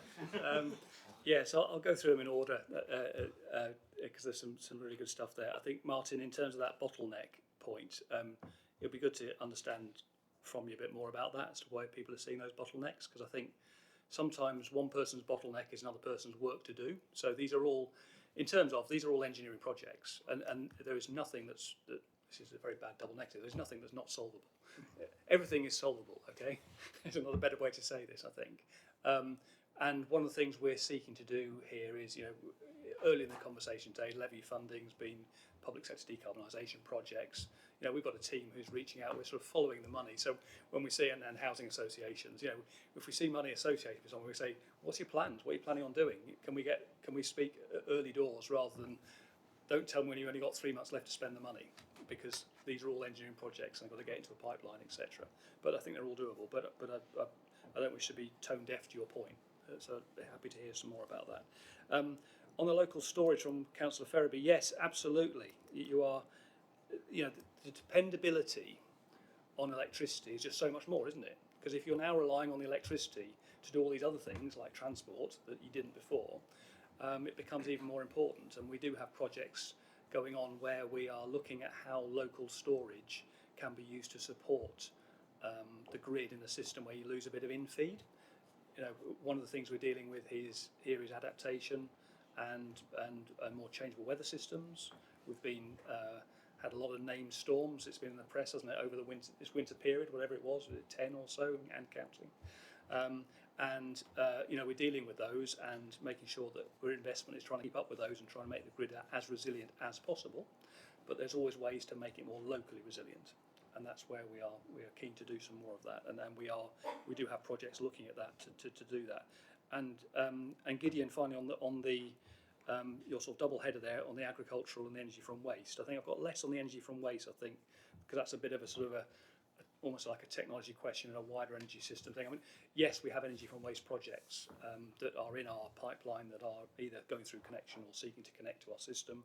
We recognise those as important technologies that we need to support as a grid company. But on your agricultural side, I mean, we do quite a bit of engagement with the National Farmers Union in particular. That one of their policy officers is on our stakeholder panel, so we get some good engagement there. And so yeah, I'd need to understand a bit more about not enough grid to go off grid, because that does seem like an oxymoron, doesn't it? But maybe offline I'll find out a bit more about that. But thank you, there's some really good input and good questions. That's really helpful, especially for me to take back to the ranch about the engagement with the farming community. Actually, that's something that's quite alive in our borough at the moment. So thank you so much, Jim, and thinking on your feet there. Much helpful. I think we just need to note that report and give thanks to you, Jim, for your input there. Thank you so much. Moving on, and thank you to Sonia over there, who's going to be talking to us about the Green Jobs Task Force and skills. Over to you.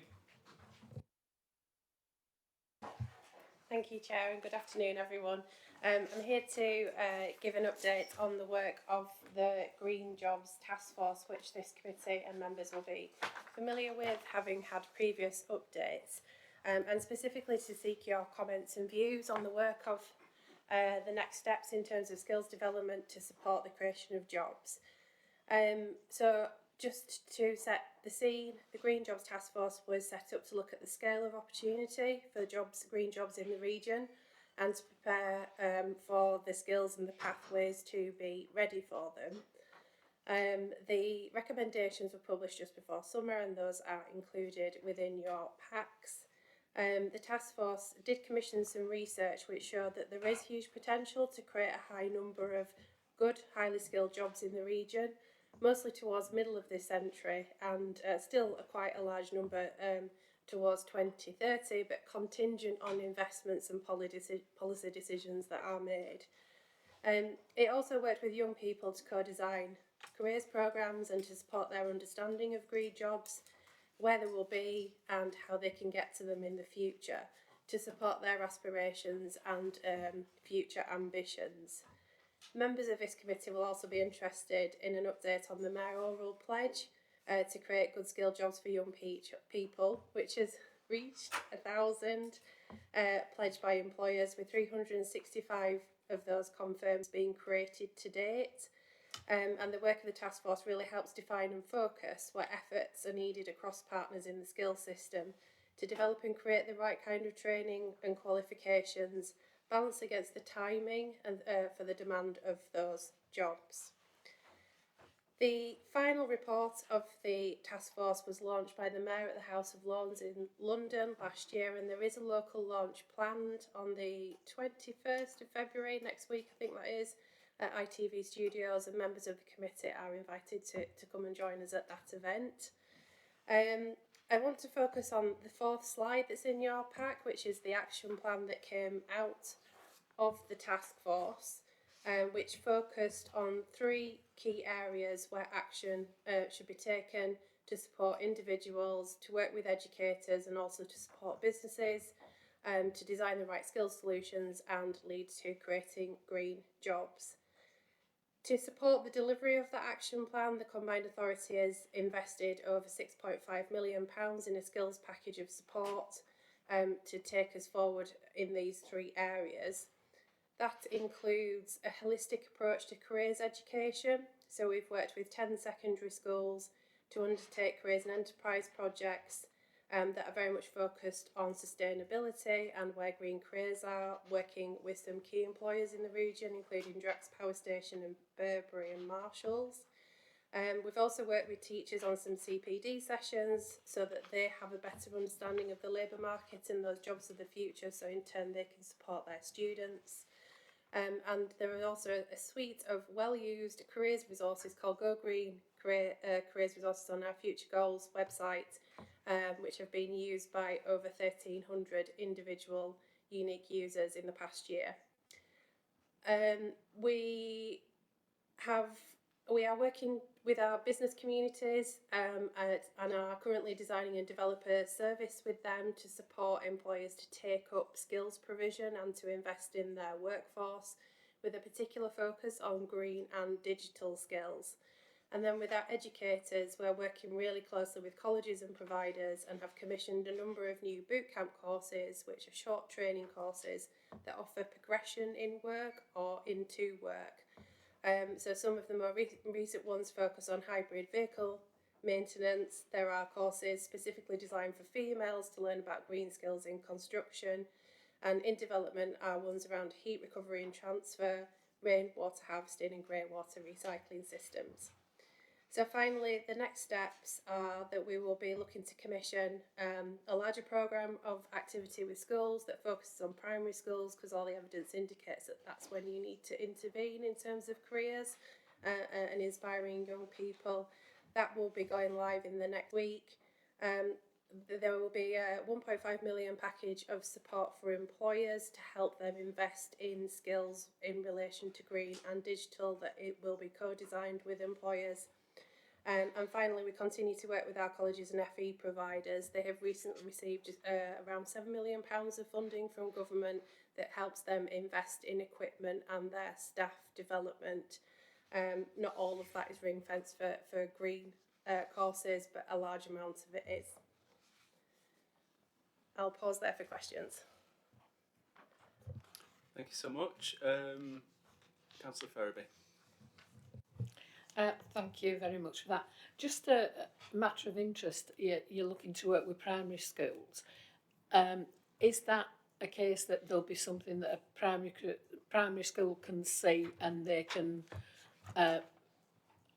contact yourselves and say we'd like to be involved, or are you actively approaching primary schools? And also the 10 secondary schools, are they all across West Yorkshire that you've been working? Because it'd be interesting to know where they are around the region.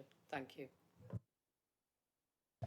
So the primary school, we're looking to appoint a provider, but we have stipulated that we are looking for them to work with a range of schools from across the 5 districts.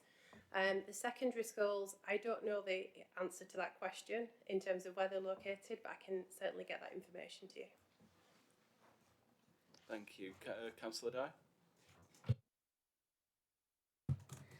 Thank you.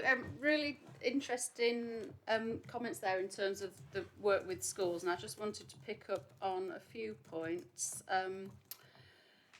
First one, you talked about work with secondary schools in terms of work in schools and CPD as well for teachers. I wondered if you'd got any feedback that you could share with us about how that had been received, because we all know that time in schools is really precious, and particularly getting careers education prioritised can be really difficult. So I wondered if you had any tips that other schools could learn from. The second one was about the FE work. You mentioned the boot camp courses, which I have seen, and I do think they have been quite successful. You could possibly expand on that if you can, but the feedback I've heard is very positive. Are there key stage 5 kind of longer term courses so that school leavers can move into looking at those kind of courses, part of the plan as well? And my third one was about primary schools. I can't remember what I was going to say about primary schools. So I'll leave that one. I think it was probably something to do with agreeing with your point that it's really important to start with primary schools and perhaps looking for a bit more detail. Thank you. Thank you. Really excellent questions. In terms of the CPD for teachers, we have commissioned a midpoint evaluation, which is due this month. So I haven't got any early findings from that yet, but I'm very happy to bring them back to this committee and agree that there will be valuable lessons to learn there. In terms of boot camps in Key Stage 5, the challenge there is the conditionality of the funding that we receive. So we have 5 different adult skills funding streams that are devolved to us. And for school leavers, it's quite tricky to work out the eligibility for that. However, given the amount of youth unemployment that we're seeing across West Yorkshire, I think it's a really good point, and certainly something we can work with our colleagues at perhaps at job centres or through youth hubs on. So I will definitely take that one away. Okay. Was there anything else? I don't think there were. No, I thought you'd pause for questions. Sorry, my bad. Thank you so much for that, and I hope colleagues around the table. Sorry, Councillor Hoover.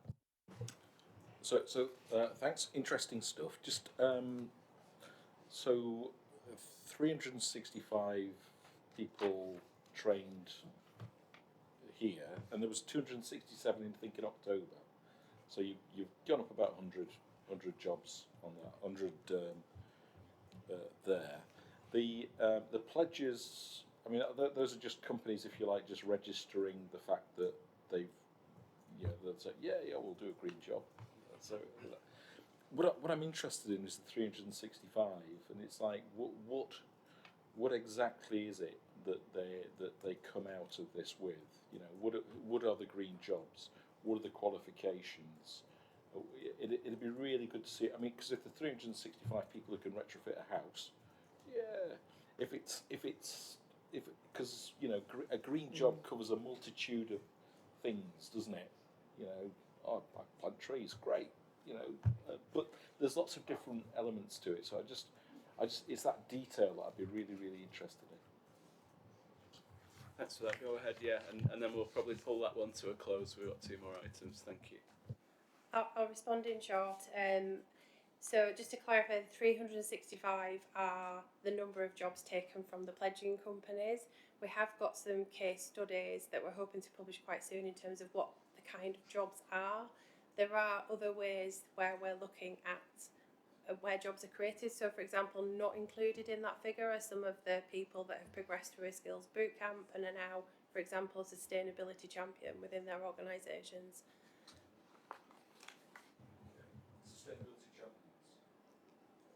Yeah, that's the name of the course, yeah. So they've taken on additional responsibilities or a new role within their organisation to help them become greener or decarbonise.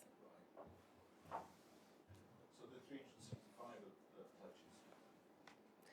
They're the number of pledges that we know are jobs at the moment. Okay, so have we hit the 1,000 target?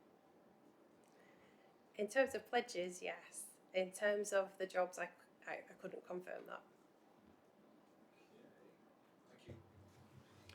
Thank you all. Keep the conversation going, but we are against time, unfortunately. Thank you so much, Sonia. Much appreciated for your report. Hope some of the colleagues around the room will take up the invitation to the launch event next week. Sadly, I can't go because of work commitments. Moving on, and I believe this is you, Rosie, talking about the Mayor's big climate chat. Lovely. Hi. Thanks everybody. Hi, I'm Rosie. Rosie Hughes. I work for the Combined Authority in the consultation team. So yeah, I'll just give you a quick update for the Mayor's big climate chat, which launched on the 16th of October, which seems ages ago now, but we're still going on with that, and we shall we've already launched the survey, which is like the main vehicle to get people's attitudes and perceptions across West Yorkshire to see what people are thinking about the climate emergency. We're keeping that open until about the beginning of the pre-election period, so the 24th of March. We've had over 1,000 responses so far, which is quite impressive. That's mainly through paid media advertising, and then because we're extending this till mid-March, we're going to do more specific advertising. I don't know, you might have seen it already on your LinkedIn. I don't know. Your excellent. Maybe your TikToks as well. We're going to see if we can get it in front of more people who haven't necessarily seen it yet. We are holding some community conversations about the climate, including businesses and the voluntary sector, and for more climate focus groups as well, and including with young people. I know you mentioned that at the beginning from the minutes from last time. So tomorrow, actually, we're going to meet up with about 10 young people as a sort of a Valentine's Day, love your planet kind of aspect, where we're going to get some people who are members of the Regional Youth Climate Assembly, so young people who really know their stuff. They'll be coming along tomorrow, talking with the Mayor to think about different solutions that we at the Combined Authority can do. And as we're doing that tomorrow, we're also going to launch the young people's version of the survey. So a bit shorter and a bit more focused for young people and what they're learning in schools and what they want to learn about in the future as well. And that will be open for about 2 months to give teachers a bit of time to book into their computer rooms to answer the questions. And we're working with the schools partnership at the Combined Authority.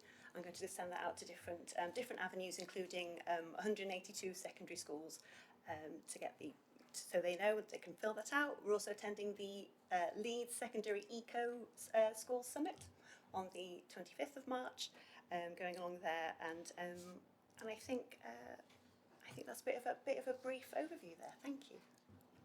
No, thank you. And so Whistle Stop Tour. I think it's really good and right that you engage young people with this, because as much as they're attuned to the climate conversation, they are not fans of filling in forms. So it's only right that you engage them with that. Really glad that you are speaking to the Regional Youth Climate Assembly. Some really good people connected. Will Solomon used to be on our climate partnership. He's also really clued in with youth councils and youth parliaments across West Yorkshire and the wider region. So it'd be really good to give them a nudge, as well as people on this panel, to amplify some of the work that you're doing. Looking around the room, seeing Martin first. Thank you. Starting point is climate conversations of all kinds are great just in themselves because they raise awareness and enthusiasm and so on. So that's a positive thing. But in relation to the investment that's being made by the Combined Authority in this and what we do with the results, the only line in the report that says is about how we use the information is to understand current issues regarding this topic and identify ways the CA can help in the future. The feedback gathered will help to shape future policies and behaviour change campaigns, so it will be invaluable. That's all a bit vague and wishy-washy in terms of how we're going to use the information gathered to actually direct and influence future strategy. So, pointed question is, what should we be setting out to use the data collected in a more positive way? Great stuff. You'll take comments. Yeah, lovely. Thank you. Yeah, no, I think that's a really good point actually, to see where we can use this positively and to use it going forwards, because we're going to have a lot of people's influence, a lot of people's ideas, and there'll be really good ideas. So yeah, the idea, as you've read out, is to inform a future behavioural change campaign. So where we think is where we can actually put the focus on, so we can. We've got some funding behind this, but it won't stretch that far. So where can we actually direct that? So that's going to be through our comms team, and also to inform the next iteration of the climate and environment plan as well, to feed into that. But I do see your point though, because you don't want that air of tokenism, do you, when you speak to people, and then that's sort of abandoned a bit. So yes, I do take your point. Thank you. That's great, and let's make sure they're really strengthened. I'm going to take questions from everyone who's got their hand up. I'm going to ask them to be very concise, and then if you do the answers at the end of it rather than come back to all of them. So I've got, in order, Councillor Cooper, Gideon, Ian, and then Councillor Dye. I mean, I take Martin's point really that what is this for? Is a really fundamental question, I think, and how exactly is it going to feed into things? And it does look a lot like a public relations exercise, I'm afraid. And is it promoting the issues or is it promoting the mayor? And the fact that it's running right up to the pre-election period, well, I'll just leave that there. But I do worry about the value of this and thinking that it does look tokenistic. And if anything, young people, they get the climate issue. I think we generally need to be getting the message to old blokes, I think, generally.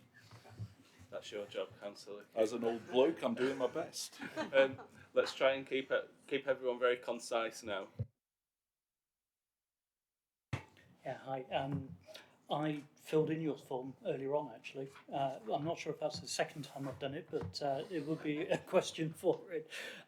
What I did notice on it very briefly is that if you are already doing stuff, then actually filling in the form just seems a bit, and the question seems a bit difficult, because where do you fit together? Maybe we can have a chat about that afterwards. The other one, just very quickly, there are a number of climate commissions around West Yorkshire. Of our own is Kirklees Climate Commission, and we do have a youth side to that, and it would be good to try and engage with you and get it out through those routes as well. Thank you. Great. Ian and Councillor Dye. Yep, thanks. I do think meaningful engagement on this agenda is important at the minute, given some of the debates that are going on around it, and a degree of apathy amongst some communities, I would say. So I think it's helpful work to do.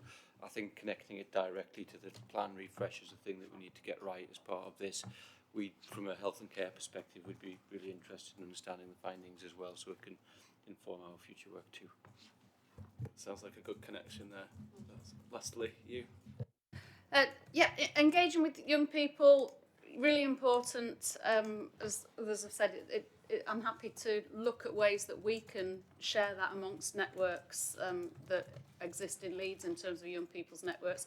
But my question was, are there any incentives for young people to complete the survey? Thank you.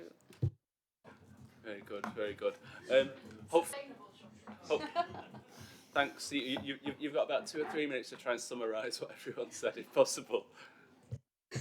Gosh, thank you ever so much, everybody. Yes, well, I might not be able to answer all your questions, but I've given them a scribble down. I'll be watching this afterwards, so I'll be able to get back to you for sure. And thank you for the offer to share around as well. That's really helpful. And so, yes, what I've taken from yourselves is, make sure it's not a PR exercise, and make sure it is valuable. Make sure it does inform the climate and environment plan. Health and social care being might find some meaningful insights into there as well. What can we use? Wildflower bombs. I don't know. I can't think. I'll have to have a word with my colleagues and see if we can think of something interesting to entice people in a nice way. Yeah. Suggestions on the back of a sustainable postcard for that one. But thank you, and hopefully keep that conversation going with people like Ian and other folks outside of the meeting. But thank you so much for coming. I believe I'm doing some sessions for you next week, aren't I? Thank you. Yeah. Okay. Thank you so much. And while we're thanking people, I think a special thanks goes to Stacey for sitting through 2 3/4 hours worth before the Mass Transit Sustainability Strategy update. So double thanks, and over to you. Thank you, Chair.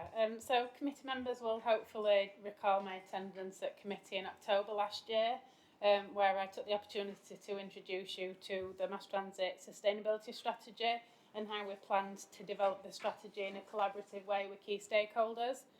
So at that committee, I agreed to return and provide an update to committee members in terms of how the strategy is being developed, for information, and to also seek endorsement for that approach. So since October, the Mass Transit team, together with our environmental partner, have developed a series of priority outcomes through prioritisation workshops with key stakeholders such as our district partner authorities and statutory environmental and health bodies. The outcomes align with the Mass Transit Vision 2040 across 4 pillars of sustainability, which include transport, social, economic and environmental. And these outcomes will be the focus of the public-facing strategy, which we're developing to support the public consultation activity that's currently planned for summer this year. So the proposed outcomes framework is appended Appendix 1 for your consideration, and I'll take the paper as read due to the amount of time to maximise the number of questions that I can take. So today we're seeking the committee's endorsement of the final sustainability outcomes framework for mass transit and the priorities together with the direction of travel for that public-facing sustainability strategy. And we will share the strategy with committee members for information in advance of that public consultation exercise for endorsement via written representation due to likely timescales to bring it back to committee. So that's it from me, thank you, and happy to take any comments or questions. Thanks so much for that, and really important we've got that read across with what's happening in the transport world, as we often ask for, so good to see that thread working its way through. Councillor Dyney, do you have your hand up? Yes, I did. I just wondered if you could explain in Appendix 1 the ones that are highlighted in green as emerging highest priority themes. What does that mean in practice? Kind of, i.e., what's the difference between the ones that are highlighted and the ones that are not? So the green highlight is just to highlight the ones that from the workshops what the stakeholders highlighted as the most important out of all the outcomes. So that's not to say that they're going to be the ones that are prioritised above everything else. It's just a highlight to committee members that through those workshops there were a definite preference for those outcomes that have been identified in green. Anyone else? You, John? Yeah, just a question in section 3.1. You talk about a total reduction of vehicle kilometres needing to exceed 20% to meet 2038. Are you able to say what the baseline number is? Is that or what year that's from? I don't think I'm in a position to answer that today, unfortunately, but I'm happy to take that question away and come back. Thanks. Thank you. Anyone else? Just a comment. based on the green actually, a bit what Councillor Dye mentioned. We talked at the very beginning about the health benefits in the Bradford area, and I'm surprised the green isn't highlighted, because this, you know, electric buses, mass transport, it would be fundamental to helping achieve those low levels. So it was just a comment really on you know, maybe a priority should be held based on some of the outcomes we're already seeing. Thank you. So I think last time I attended Climate Committee, I tried to sort of make it apparent that the sustainability strategy, whilst it sort of cross-cuts a number of pillars, that it's not the resolution to all problems that we're trying to solve through mass transit or delivery of an integrated transport vision in a wider sense. So we are developing other documents and strategies, such as the EDI strategy, for example, which will obviously prioritise the EDI objectives. So on the point around health, we're undertaking a health impact assessment, and clearly sustainability and the outcomes that are identified in this strategy are going to have an impact in terms of improved health outcomes, together with things such as reducing reliance on the private car and getting people into public transport and other modes of active travel as well. So, it's a nod towards what we can achieve, but it's not going to solve all of the problems through the sustainability strategy. We need to think about it in a wider holistic sense about what we're trying to achieve across the programme through the various work streams, including EDI strategy, for example. Thanks for that. I'm not seeing any other hands up. Thank you so much. Thanks for being patient once again, and much appreciate your report. Thank you. Okay, I think that's it, and we're just looking towards the final bit, which is the date of the next meeting, and we currently have that in for Tuesday the 28th of May of this year, so pop that in your diaries. Thank you all for bearing with me. It's been a marathon, not a sprint. Hope you all get home safely. Thanks a lot.